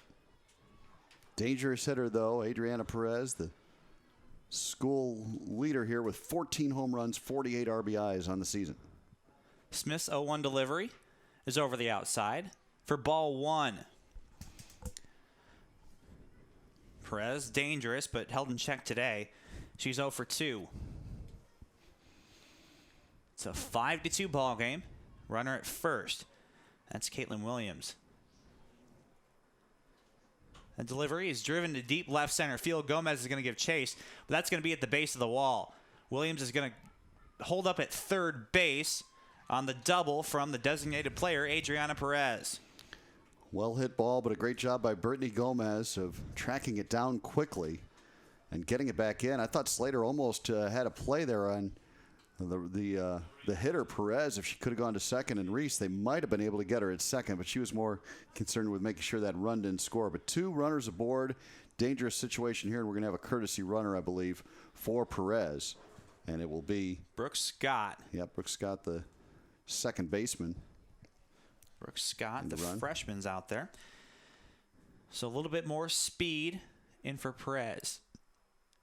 So runners at second and third now with nobody out. These Texas Tech Red Raider bats have come to life here in these middle innings. Smith looking to keep that scoreboard clean here in the top half of the 5th. Be tough to do with 2 runners in scoring position, nobody out, but you want to keep it from being a huge inning for the Red Raiders, for sure.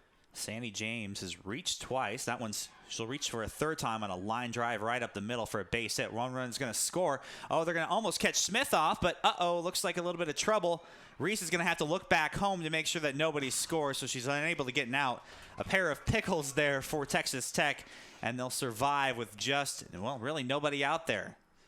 Very, very tough defensively for Reese, but I think she did the smart thing there, making sure that that runner from third was not going to score. Well, nobody covering at first initially, and there's another look at it. Good job by Gomez again, getting the ball in quickly, strong throw to the plate, and then Davison made a smart play, went down to second. They almost could have just run and tagged her, but you had to be aware of that runner at third, so understandable. But a run in and a 6-2 game now. On the first pitch is high to Lexi Elkins. Elkins has reached twice on 2 fielder choices and has scored twice this afternoon. Well, with the catcher hitting, you'd love to get a double play ball here. You'd give up that run if you could get 2 outs with 1 swing of the bat. Scott was caught dead to rights. Iowa State not able to take advantage over at third. The throw is back to first, and they will catch the runner at second and James. And they're going to throw to, looks like to Slater, and she's hurt there as a run will score on the play. And we'll get time there, and looked like the throw for Miller was a little bit late. And James was able to slide in safely, and that allows Scott, the runner, at third to score for the 7th run of the game. Well, injury is a big part of this series for Iowa State. Erica Miller hurt her thumb. Sarah Harlock has the wrist injury, and now it looked like maybe a jammed left hand for Lexi Slater, as that throw was a little bit low, and of course she's concerned with the runner trying to score on the play. But tough break for Iowa State. You know, Miller probably would have been better served not to make that throw to second, but when she did and the throw got away, the runner, Brooke Scott, broke for the plate and was able to score. So now we've got a 7-2 game, and Texas Tech still with nobody out, a runner in scoring position and threatening to do more damage. But the primary concern right now for Stacey Gemeinhardt-Sessler is her shortstop, who's been playing extremely well, Lexi Slater. And it's now been twice that James has been caught off at first base. Really used as a decoy, though, both times. Reese did not make a throw at all the last time she was caught off after she hit the base hit. And this time it looks like Slater's going to stay in there and tough this one out. We saw her in a game earlier this season against Oklahoma State have a collision with Davison at second.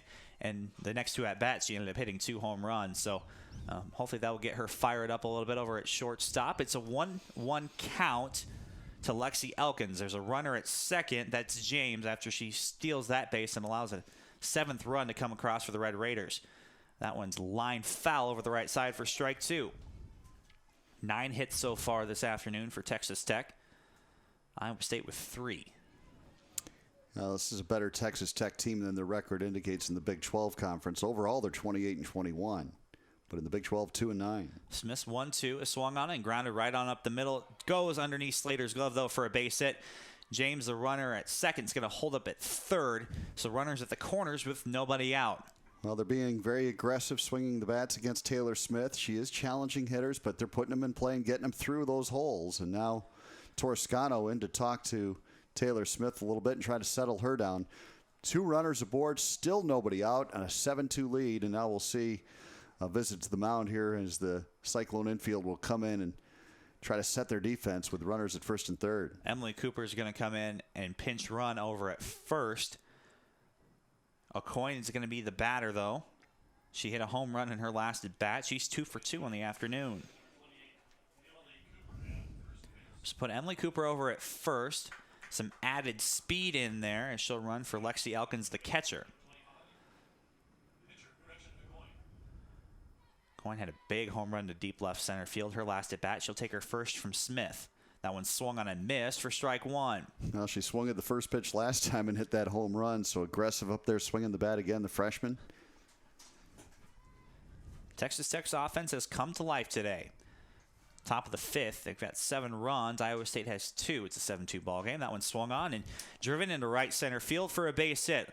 Gomez up with it quickly, but a run will score from third. And that'll be the 8th Texas Tech Red Raider run, an RBI single from Gretchen O'Coin. And the 5th consecutive hit here in the 5th inning against Smith. She gave up a single to Williams, a double to Perez, a single to James, a single to Elkins, now a single to O'Coin. And so Smith really, even the out she got, Andrew, to end the last inning was a hard hit ball. Lexi Slater made a nice play on Kenny over at shortstop, but they've teed off pretty well on Taylor Smith, and she's going to come out of the ball game right now. We'll see a pitching change for Iowa State.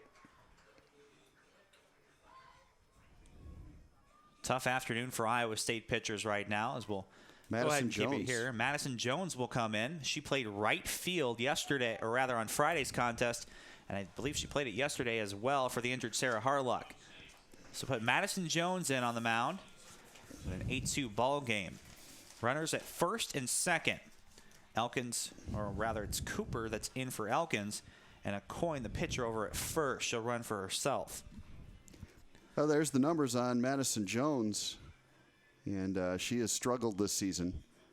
But Iowa State in a bind here. They're looking for somebody that can get these Texas Tech hitters out. They have really swung the bats well here in the last few innings, and they're threatening to win this one early. They lead at 8-2 here in the 5th inning and threatening for more with 2 runners aboard, still nobody out.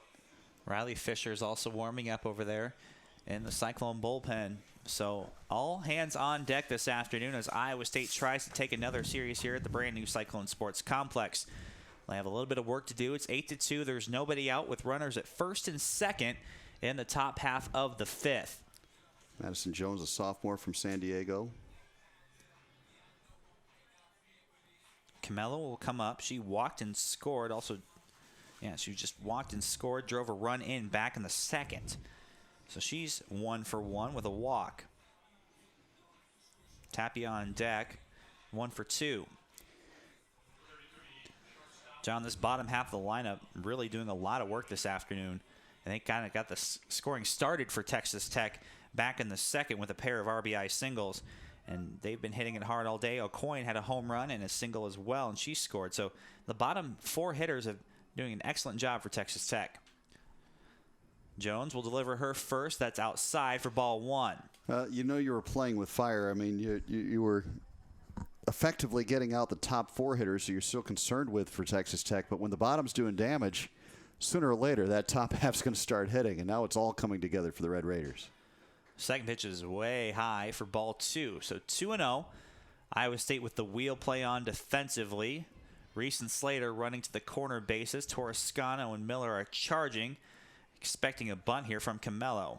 It's a 6-run lead for Texas Tech. They've got 11 hits so far this afternoon. Iowa State trying to stop the damage here. And now you're down 3-0. So trouble brewing for Iowa State still here in the 5th inning. They start the inning with 5 straight hits and now a 3-0 count on Camelo. Davison will give Jones a sign. Defense looks like they will back off. And that one is low for ball 4. 4-pitch walk has the bases juiced now for Texas Tech. And we're down to Sydney Tapia, the number 9 hitter. So important now to at least get one out in this at-bat. But if you could somehow get that throw to the plate and get that lead run, that'd be the best bet for Iowa State. But they've got to get it out here. They're struggling to keep this game alive. We've seen that a couple times from Iowa State defensively. Iowa State, of course, has a very solid offense of their own. That one's ball 1 outside. Iowa State not out of this one. They have an offense that can chip away at a lead of almost any size. I'll be surprised if Tapia is swinging the bat here. 5 straight balls from Jones. We'll see here with the 1-0 from Jones. That one is low for ball 2. Throw back to Miller. The runner at first, Camelo, is safe. Rather, it's 1-1. That was a called strike. Hopefully that'll help Jones' confidence a little bit, but she needs an out here, at least one. The 1-1 with the infield all the way in. That one's high for ball 2. And again, this is the number 9 hitter. You got the bases loaded. You're in deep trouble down 8-2, and you have to find a way to throw a strike right here. Jones toes that right side of the rubber. Just look to get the strike here on the 2-1. That's low for ball 3. Defense playing in the middle infielders. That's Slater and Reese playing almost even with Jones, trying to get that lead runner out at home. Well, we'll see if Tapia takes here. 8 of the 9 pitches, or 7 of 8 pitches from Jones have been balls. That one swung on and flown out to right field.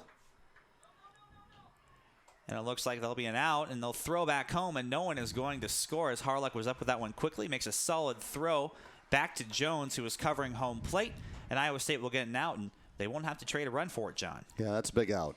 It's a big, big out, and not deep enough to score the runner from third. So now at least you've got one gone, and you go to the top of the lineup here where the base is still juiced, but had to have the out right there. Back to Shelby Johnson. She doubled and drove a run in back in the 4th.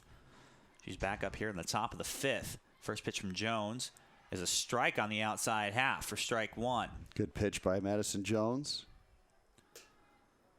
Haven't seen a whole lot of Jones this Big 12 season so far. In for relief after Toscano and Smith struggled with this Texas Tech lineup. Very tough lineup, though. That one's a strike on the outside half for strike 2. Looks like she's got a little bit of confidence after that fly out. It's an 0-2 count to Shelby Johnson, the leadoff hitter. Bases are loaded. Iowa State defense still playing a little bit in on, at least in the middle infielders. The 0-2 is inside for ball 1. Well, I think anything on the ground, they'd love to come home and try to keep this an 8-2 game, if at all possible. Harlock's playing a little bit deeper out there in right. Gomez playing straight away, as well as Spenlove in left. 1-2 to Johnson on the way. That one is strike 3 on the outside part of the plate. Great movement on that pitch to get the second out of the inning. Second time that Johnson's been caught looking. And a very good pitch by Madison Jones. Boy, 2 big outs back to back. And now let's see if she can wiggle off the hook here without further damage. But Kenny, a dangerous hitter, 0 for 3 standing in. Grounded out twice, both in the third and the fourth. She's up for the 3rd consecutive inning. First to hers outside for ball 1. Boy, getting ahead in the count is so important. If you get it in a hitter's count, then they can sit there and go dead red on the fastball. So Jones needs to come back with a strike right here. Gomez playing a little bit deeper in center, respecting Kenny's power. That one's over the outside half for a strike. Very good pitch by Jones, and now she's back even in the count, trying to wiggle out of this jam without further damage. 3 runs already in here in the 5th. 5 hits this half inning for Texas Tech. Jones hoping to keep it there at 5. That pitch is a very, very slow pitch that's driven out to left field, but that's going to tail foul. Wow, what a changeup. I mean, Jones took a lot off that pitch, and understandably, the hitter Kenny was way out in front, but if she could have held back the hands just a little bit longer, that might have been a grand slam. Very unique pitch for sure. And a gutsy pitch in that situation. Well, she'll get the strike, and he'll take strikes every time you can get him. It's a 1-2 count to Kenny, and she'll take that one outside for ball 2. Well, and it keeps Kenny off her toes a little bit. I mean, her on her toes. She's seen that crazy pitch from Jones, and she's not sure what she's going to see now.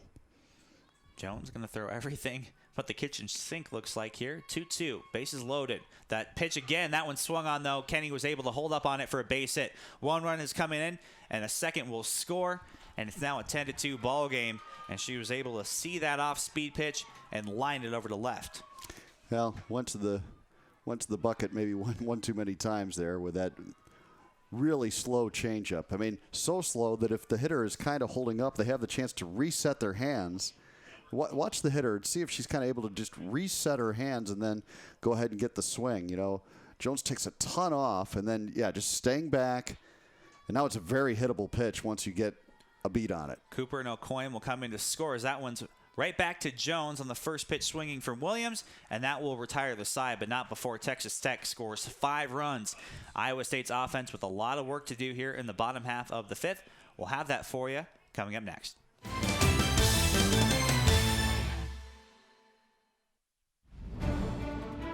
The football playing field can be tough.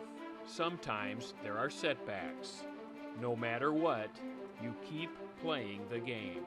Our field is no different. Sometimes the challenges are tough here too. Like when it's a drought. But no matter what, we work hard to feed and fuel America. Iowa Corn, where every day is game day for Iowa's corn growers. Every day, insurance companies are telling you they're the coolest thing since sliced bread. What can I say? In Mittendorf Insurance, we're still a whole loaf. Truth is, we write home, auto, business, life, and health insurance. We don't have apps on smartphones or tablets. Why? A, it's expensive, and B, no app can advise you on possible coverage gaps. Give us 10 minutes. You may end up with better coverage and a better price.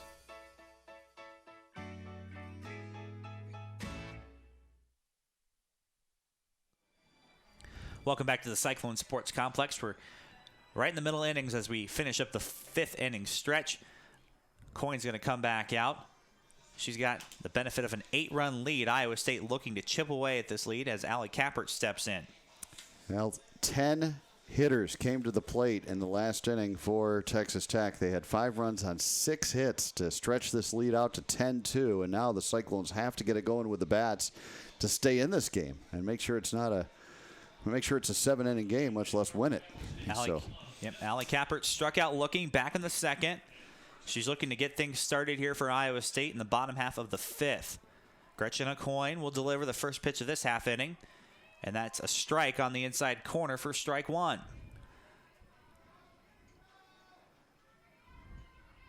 Kappert, the freshman, she'll dig back in. O'Coin's second to her is swung on a miss for strike 2. Change-up that Kappert couldn't lay off. We saw that change-up from Madison Jones that just took forever getting to the plate. The change-up from O'Coin a little bit more effective because she just takes a little bit off it, not a ton. Same arm action as that fastball. The 0-2 to Kappert is low for ball 1. Kappert almost swung at that one. Well, if Kappert could get on, they'd probably put a courtesy runner out there and get Jordan Spendlove to the plate. Then you have the top of the lineup after that. So important to try to get this leadoff hitter aboard. The 1-2 is outside for ball 2. And so Kappert on the season struggling with that batting average, just a .216, a freshman adjusting to this level of pitching, 11 hits and 51 at-bats on the season. Hit better as of late. It's 2-2 to her. That one swung on and grounded to the left side, and a little bit of trouble over there from both infielders on the left side, and that's going to be a base hit. Tapia and Camelo bounced off Tapia's glove. Camelo almost came up with it, kind of bobbled it, though, and we will get a base hit, and we'll also get a courtesy runner. Tenalia will run. Alex Tenalia, with 10 runs scored on the season, will go in to run for Kappert. So big at bat for Allie Kappert to get that leadoff hitter aboard. You know, Stacy Gemeinhardt-Sessler has a lot of confidence in Allie Kappert. She knows she's going to be a very good player here at Iowa State, and that's a big at bat for her and a nice confidence builder for her going forward. Hard hit ball over to Tapia over at third. So Jordan Spendlove, a great opportunity to kind of dig herself out of that funk she's been in lately. Number 9 hitter, very solid number 9 hitter. First one to her is bunted back towards, a throw over to second, and she's safe at second base. Aucoin was being very aggressive there, trying to get the lead runner. So Iowa State, a little bit of a good scoring opportunity here with runners at first and second. So a great bump by Spendlove. Dedden's right in front of the plate. Aucoin tries to charge on it, makes an aggressive throw to second, but Tenalia is safe, and Gomez will step in now. And Iowa State, as I said, threatening here in the bottom half of the 5th. Not sure Shannon Hayes agreed with that call at second, but it's an important runners here with Gomez up. That one is dropped, and Tenalia is going to take a big lead over there at second, but she'll jog on back. Well, this is a tough spot for Texas Tech because Gomez can beat out virtually anything hit to the left side, so they're probably going to go try to get one of the lead runners, but good speed on the bases too. So big threat here for Iowa State. The 0-1 to Gomez is a strike, so it's quickly 0-2. You got to get them one run at a time. Can't try to get them all back at once, but Iowa State with a big opportunity here in the bottom of the 5th. Top half of the lineup coming up for Iowa State. Gomez, the 0-2, swung on and lined into left field for a base hit. That's going to go pretty far, as it looks like the outfielders are slow to get to that one. So a run will score on an RBI double from Brittany Gomez. That's a third run for Iowa State. There's nobody out with runners in scoring position. Well, just a great piece of hitting by Gomez to slap that one through the left side. Tenalia was digging all the way. And then Spendlove, who runs well, I think might have been lapped by Gomez if they both were going to run to the plate. I think Gomez might have caught her, but Gomez with just great speed, easily able to get into second with an RBI double and another good piece of hitting and a big run for Iowa State. And it looks like the defense is going to be meeting at the mound as we have Leanna Henry coming in. It looks like to hit for Harlock. So looks like they want to have a little bit more pop out there. Harlock is more of a slap hitter, especially with that wrist injury, and they want Leanna Henry, who, John, we've seen when she swings it hard. There's no question in her mind when she wants to make that decision. Yeah, she gets good cuts up there, and if she can get take a good job here, maybe getting one out of the outfield, maybe 2 runs can score on a base hit. On the first one to Henry is low for ball 1. Iowa State with runners at second and third. Spendlove the runner at third. Gomez out at second. Nobody out here as they try to chip away. They're down by 7 in the bottom half of the 5th. Mello, the shortstop, playing very deep. Aucoin's delivery is swung on and driven to deep right field. Williams will camp under it, though, and it looks like Spendlove will tag up and score, and Gomez will tag up from second and get to third on a very solid throw from Williams out there. So a run will score. They'll trade it for an out, but this run chipping away, or rather this lead is being chipped away at. 2 runs scored in the bottom half of the 5th. Have this one to a 6-run ball game. Spendlove able to race home as Henry did a nice job getting that ball in the air. And then Gomez very aggressively going to third. Not many players would have done that, but Gomez with a great speed knew that she could get there. So good job by Brittany Gomez to advance, and now a 10-4 game and the heart of the lineup coming up. Runner in scoring position for Erica Miller. And it looks like we will see the last of Aucoin, at least for now, as Kara Custer is going to step in. Custer been dominant so far in this series. We're going to go ahead and take a short break as she has her warm-up tosses. We'll be right back with more of this bottom half of the 5th right here on Cyclones.tv.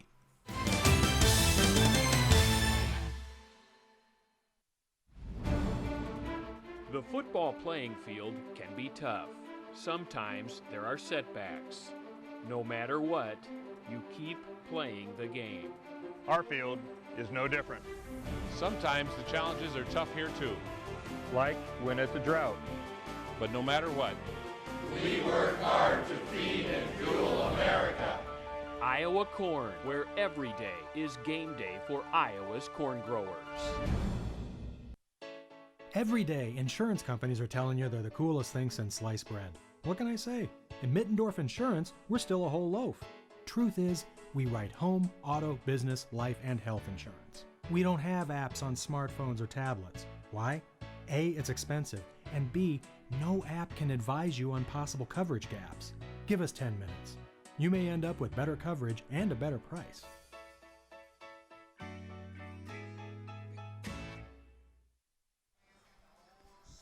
Kara Custer looking to keep the 6-run lead intact for Texas Tech. Iowa State scoring 2 quick runs. Only one out here, Erica Miller, Tori Torrescano, the 2 hitters due up for Iowa State. The runner at third is the speedster Brittany Gomez. Yeah, anything in the air to the outfield, Gomez is going to score. So with one away, the infield playing back, Texas Tech will concede the run if Miller can just get it in play here. Miller drove in Gomez back in the third. The first pitch to her swung on and chopped right up the middle, and it's going to be a base hit. Gomez is going to score as Miller drives in her second run of the afternoon. RBI number 142 for the all-time RBI leader in Iowa State history, and this lead is now cut in half. It's 10-5. And she'll break the single season record as well. Her 45th RBI of the season, so that's a new single season record for Erica Miller, and she'll come out for a courtesy runner as Jennifer Drazel comes in to run for her at first. But a big inning here for Iowa State, Andrew. They needed these 3 runs to stay in this thing and have the confidence going forward. And now you've got Torrescano up there. Still only 1 out. Iowa State ideally would love to see Torrescano put a charge into this one, get a ball in the gap at the very least. Their best hitter coming up right here. It's a 10-5 ball game. Drazel out at first, running for Miller. Elkins will take her time, give a sign to Custer. The first from her is swung on and popped straight up on the infield. Brooke Scott's going to camp under it, but Camella will call her off for out number 2. So Torrescano was looking to part a charge into it, but John just got underneath that one. A little bit, and now Sarah Davison will try to keep the inning alive, but Cyclones are back in this one. Would love to get a little bit more damage done here before we go to the 6th. So Sarah Davison will come in. She's 0 for 2, struck out in the second, grounded out to third back in the 4th. Custer's first to her is outside, and that's going to be a throw down to first, and she is out as Drazel tries to steal second base. But Iowa State will score 3 runs here in the bottom half of the 5th to keep this one a ball game. It's a 10-5 game for Texas Tech. We'll be right back with the top half of the 6th.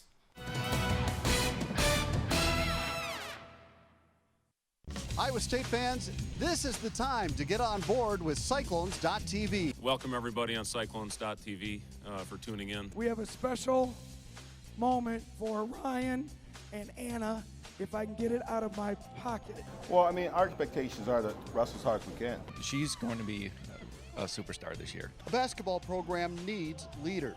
Edgem is just that. Will Clyburne's got it stuck on automatic. Anna Prinz, 3-pointer is up. It's good! Sorry, I gotta give my Cyclones.tv some love here. Sign up today at www.cyclones.tv. Faster internet, better TV at our lowest price ever.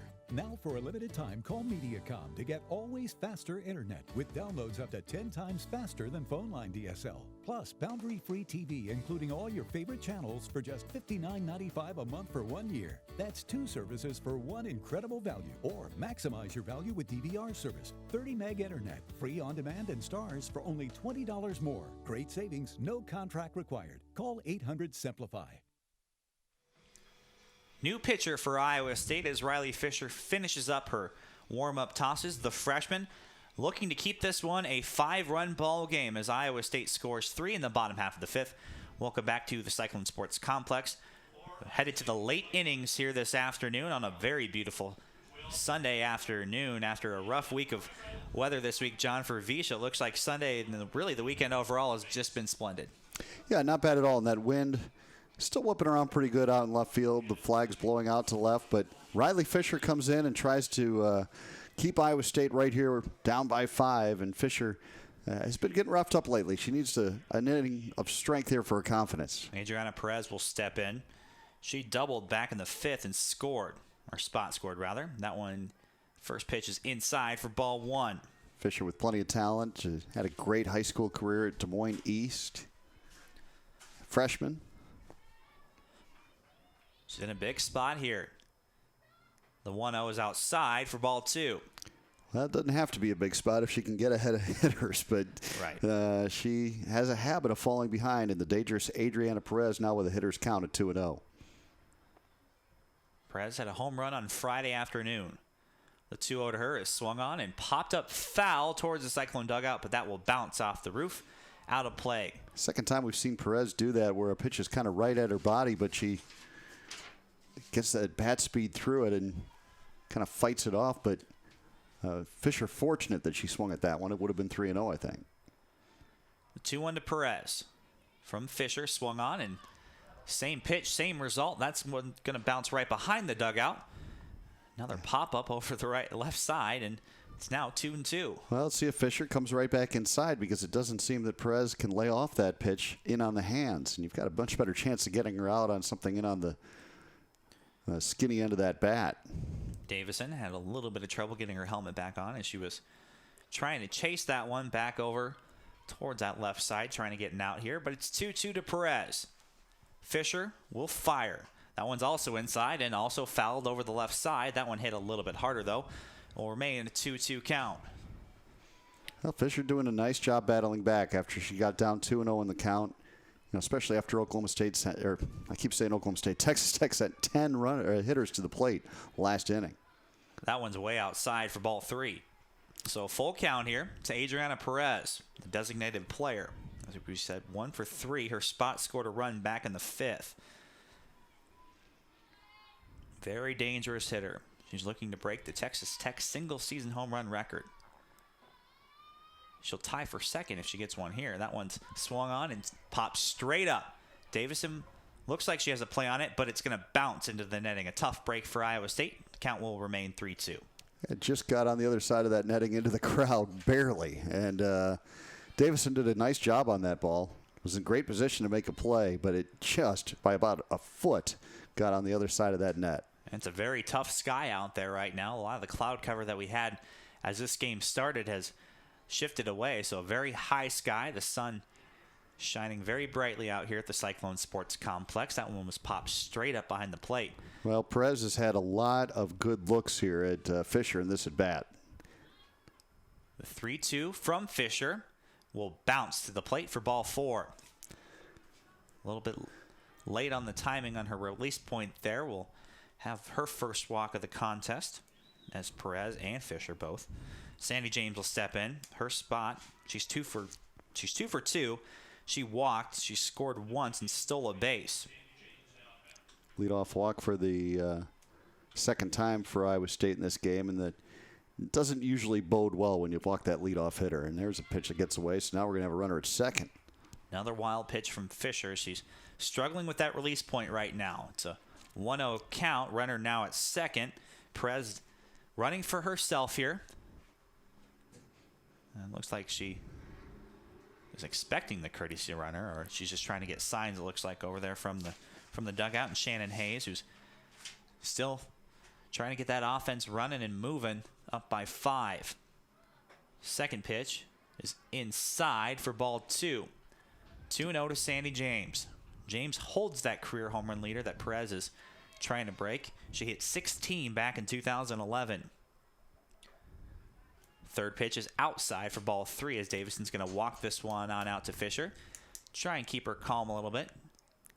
She's telling her we want outs, and it can't happen if you throw balls and walk her here. Now, so you got to come back with a strike. You know, Fisher didn't miss by much on the pitch before that, but that one way away, and now 3-0.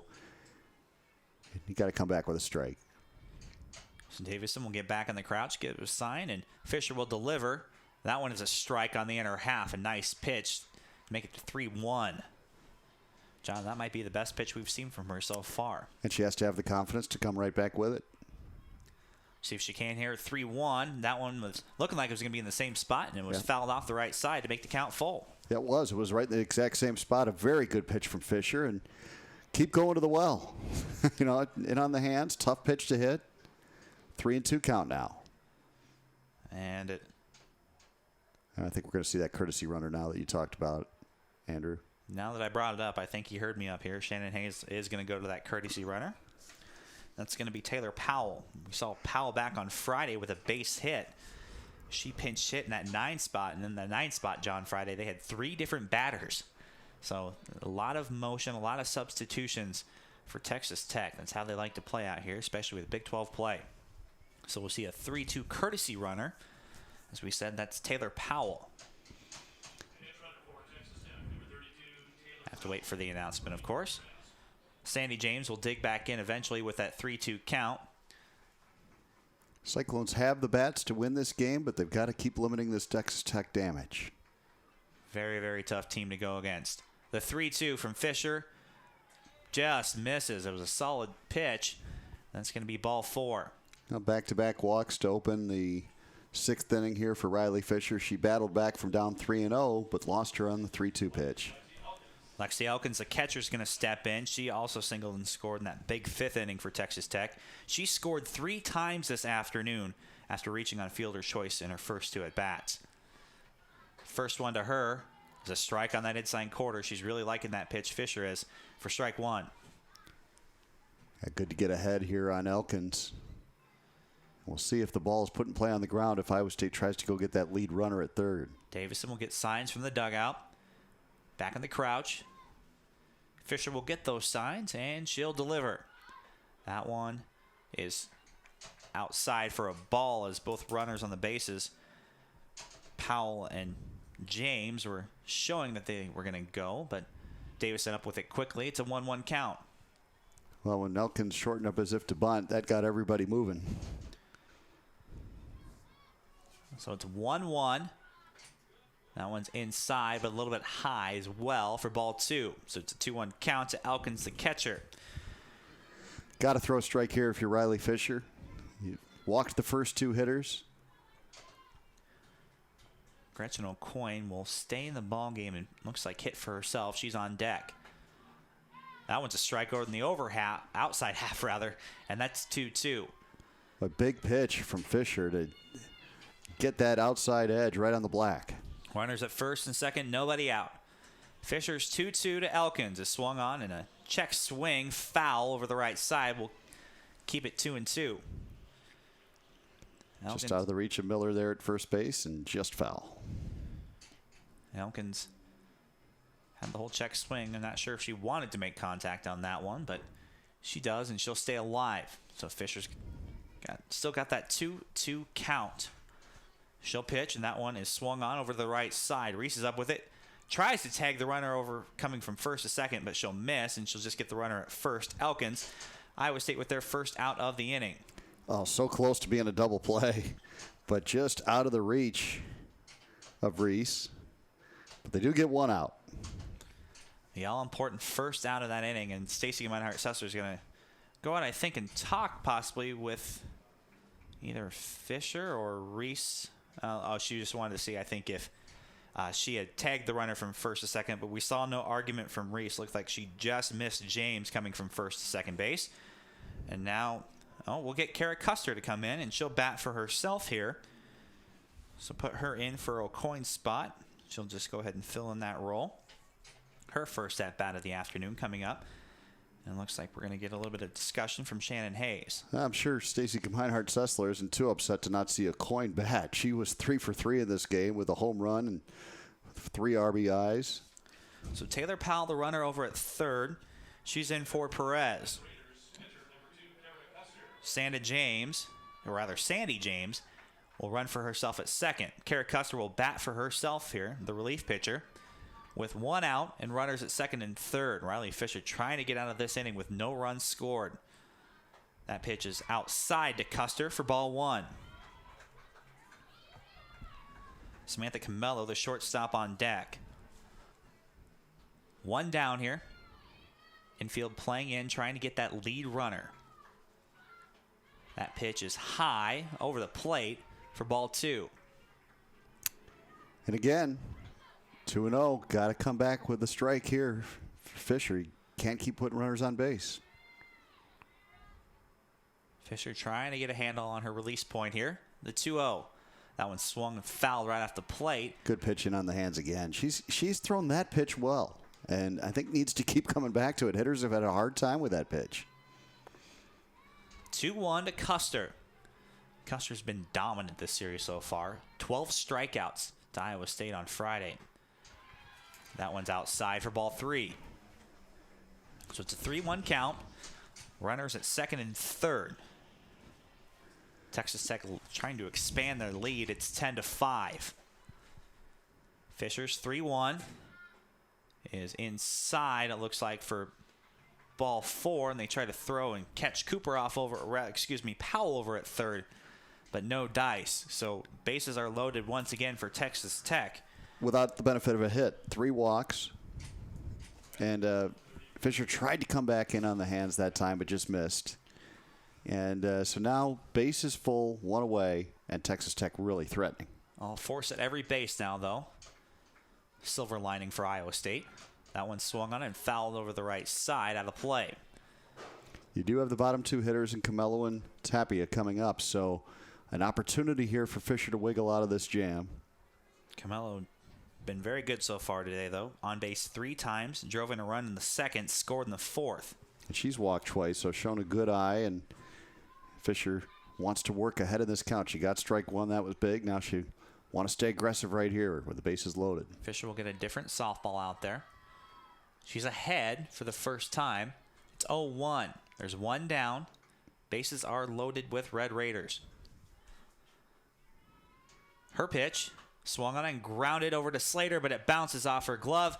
All runners will be safe on the E6, and another run scores for Texas Tech. It's 11-5.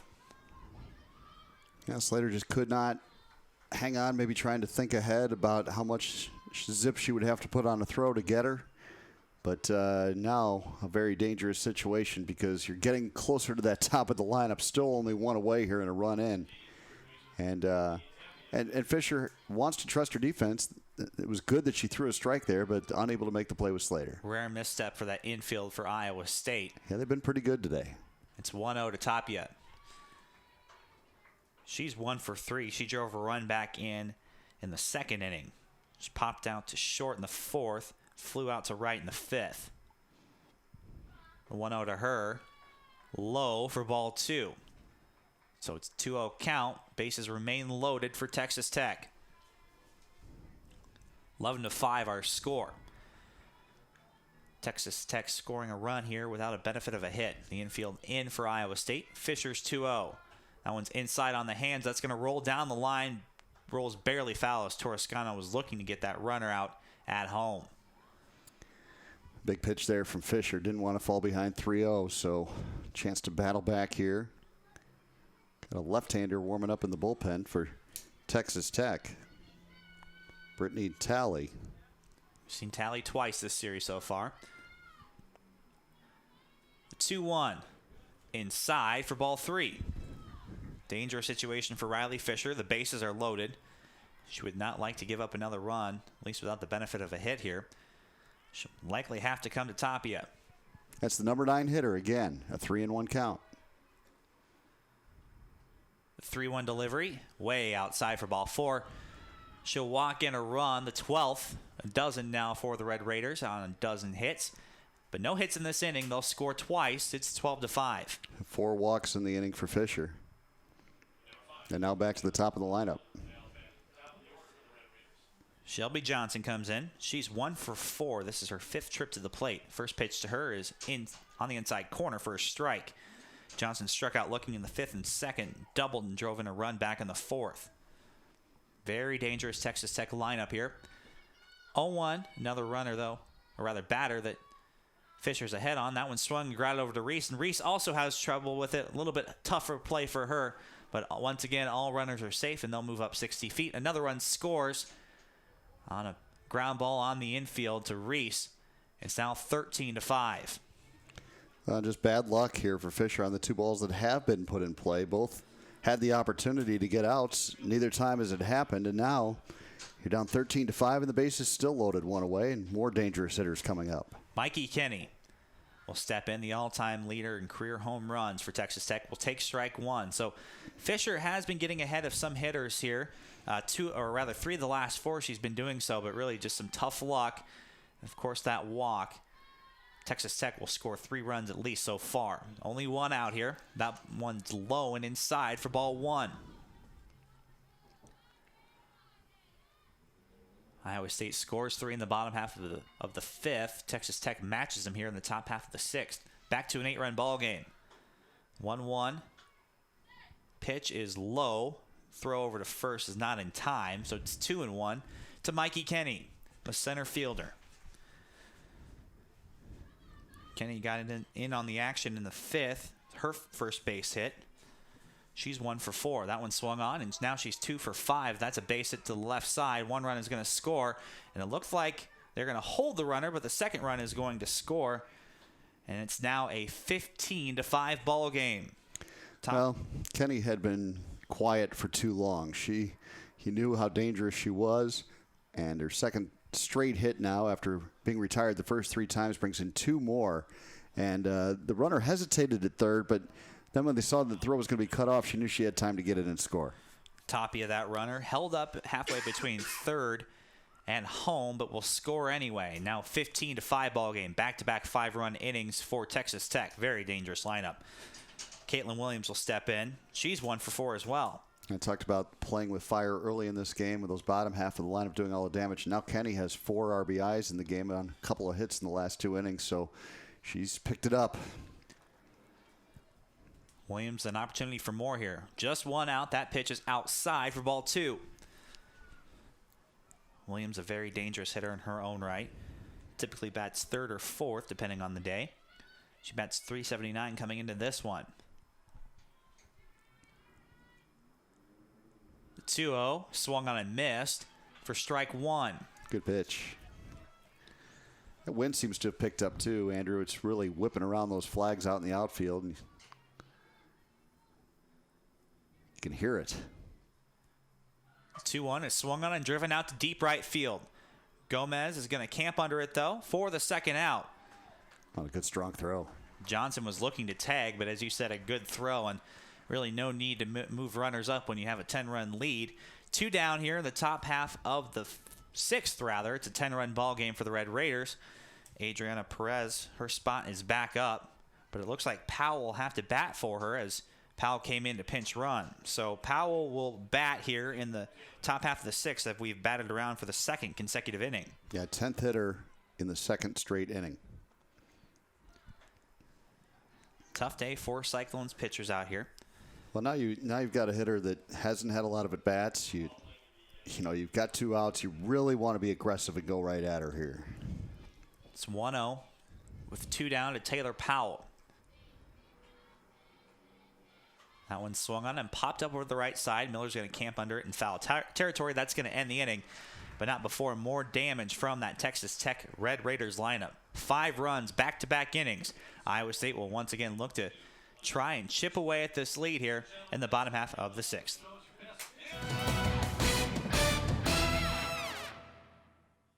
More often than not, the best solutions are the simple ones.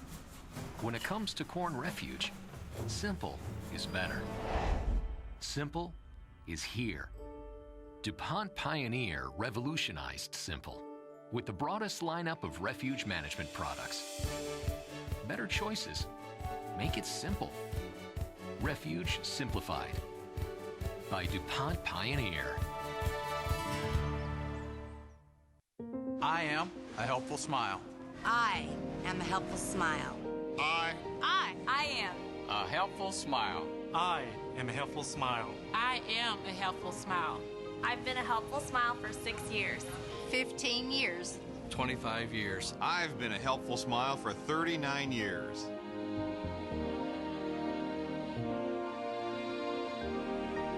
I am a helpful smile. I am Hy-Vee. Oh. Iowa State trying to keep this one alive. They're down by 10. If they score no runs, this game will end in 6. Texas Tech scored 13 runs in the middle innings this afternoon, John. Tough day for Cyclones pitchers. 13 runs there in the 4th, 5th, and 6th. Well, you know, Toscano early in the game, Andrew, did not walk a lot of people. She gave up a couple runs, but they had to earn them. And since then, from the 4th inning on, walks have really, really hurt Iowa State. All 3 pitchers so far for the Cyclones are responsible for 5 runs. Not all of those earned, as there have been 2 errors so far. Both of those came there back in the 6th inning. Sarah Davison will come up. It seems like it's been a little bit since she's been up. She had a plate appearance back in the 5th, but Johazel was caught stealing. The first pitch to her is low for ball 1. Davison is 0 for 2 so far. Iowa State looking to get a run to keep this game going. That one swung on right up the middle. Camello's up with it, though, and she'll throw over to first for the first out.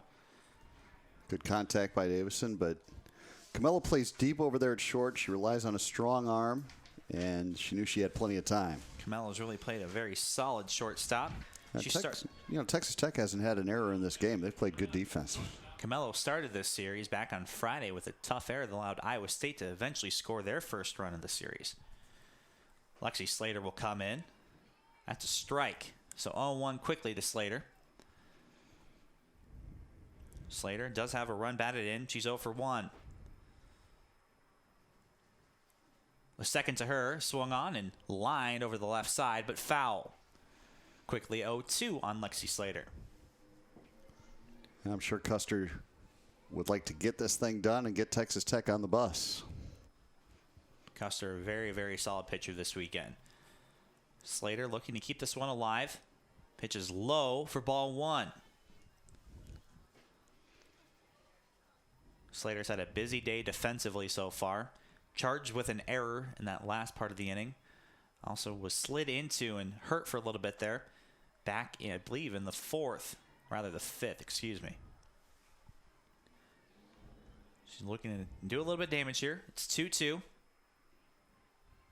She'll show, at least bunt. That one's outside, so good patience from Slater. It's 3-2. Well, no Cyclone has been swinging the bat better than Lexi Slater, and she's walked and had an RBI single in this game. She's really come on in these last few homestands. The 3-2 is swung on and grounded back to Camello. Camello up with it, though. She'll fire over to first.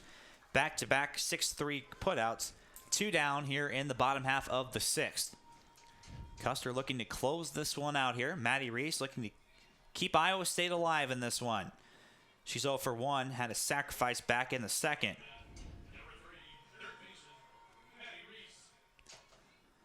Reese also very busy defensively as well. The first to her. Way inside, almost hits her for ball 1.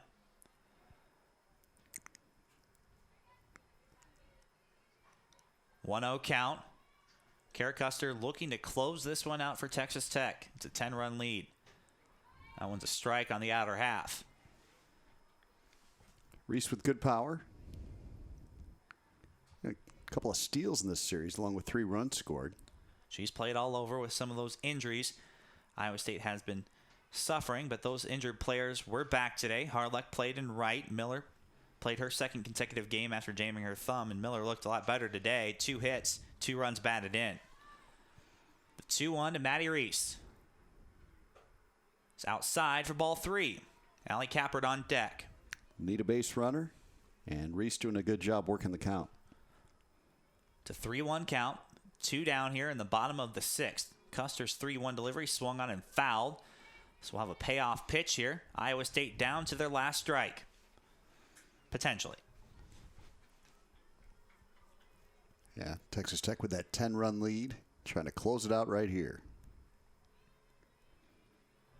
The payoff pitch to Reese. Inside. Ball 4. So base runner here for Iowa State. Allie Kappert will step in.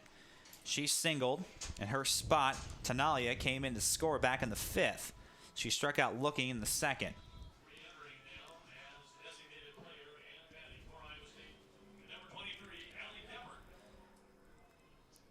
Custer still looking to close this one out. Runner at first. Kappert will take ball one outside. Good eye by Kappert, just staying back. Love to deliver a base hit and keep this game alive. Get it to Spendlove. The 1-0 to Kappert. Outside as well, ball 2. Custer struggling a little bit here with their control. Nibbling, not missing by a whole lot though, John, but nibbling a little bit here with that 10-run lead. Lexi Elkins out to talk to her momentarily and encourage her to throw strikes. Sure, that's what Texas Tech wants here. Up by 10. The 2-0 to Allie Kappert. That's a strike that catches the outside corner, and it's 2-1. Not far from where that last pitch was, but this one just grazed the black. Custer not giving in here. Kappert with the 2-1. Swung on and driven to left field, but foul. Kappert got a good swing on that ball just a little bit late, but good idea of her power, even the opposite way. She hit that ball very hard.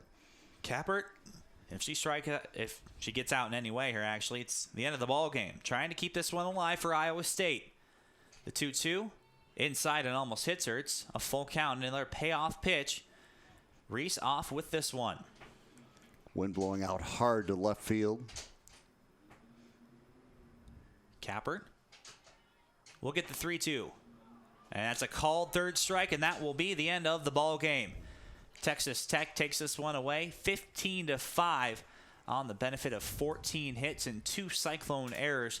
John, really the story of this ball game, Texas Tech's offense so tough to deal with, but a couple of walks really troubled Iowa State, or not a couple, but plenty of walks troubled Iowa State there in the 6th, and just a lot of solid hitting from Texas Tech in the top half of the 5th and 4th. Yeah, the bottom half of the lineup for Texas Tech really did a lot of damage in this ball game, and until the first half of the lineup, which we expected to be dangerous, caught up and started swinging the bats well too. And once they did, they were able to stretch that lead out and win it by 10. But Texas Tech takes 2 of 3 in the series, and Iowa State gets ready now to hit the road. That's right. Iowa State, our next home broadcast will be Monday, April 29th, as we have a rescheduled doubleheader against UMKC. Iowa State will fall and lose their first series here at the Cyclone Sports Complex as they lose today 15-5. Coming up next, we'll have an interview with head coach Stacy Gemeinhart-Sessler right after this.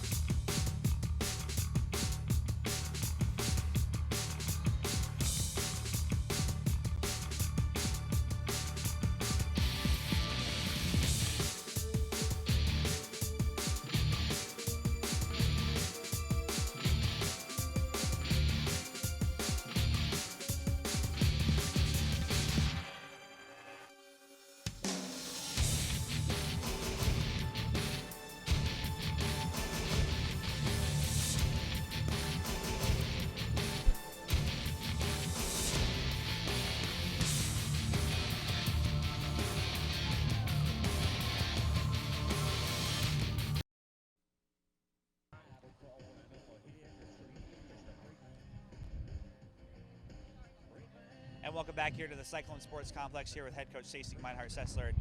You guys were able to keep Texas Tech in check for the most part offensively the first 2 days, but they really broke it open today. Absolutely they did. It's just, our offense, we talk all the time about how good it is, but, just in reality, it's going to be hard when we give up 15 runs to score 16. I mean, that's just a matter of fact. And it started out with Torrey, though, with 3 innings there in the first 3. What was different there with the Texas Tech lineup there through those middle innings? Well, I think the big thing is, it's so important for us to work ahead in the count, and when we don't work ahead, then it just opens it up. I mean, they're good hitters, and so if we're not constantly ahead, then we just put them in a position where we have to come over the plate, and they're going to end up hitting it. Same thing. I mean, we had a lot of walks in there. We have to eliminate walks too. All those things definitely added up today. And Erica Miller came back yesterday and had a tough day, but today she came back with 2 hits. How's she doing? Better. I think both E and Tori. I mean, they're our seniors. They do a great job leading. Really proud of Erica for being able to play yesterday, and she had a tough one. But the thing with E is she came back, and today was definitely a new day, and she showed that at the plate. And now you have Drake in Minnesota coming up this week before the weekend. Kind of talk about what the challenges you're going to have going down to Des Moines on Tuesday and then going up to Minnesota Wednesday. Well, the big thing is, just let this go and figure out, that we definitely have an offense that scores a lot of runs, and we know we can play better than what we played today, and get past that. Come work tomorrow at practice and, and just go to Drake and take it to him. All right, thank you, Coach. Tough loss today, but thank you for something. Once again, Iowa State will lose this series, the first one at the new Cyclone Sports Complex after a 15-5 loss to Texas Tech. They'll be back, though, on Tuesday against Drake. Thank you for watching this broadcast of Cyclones.tv.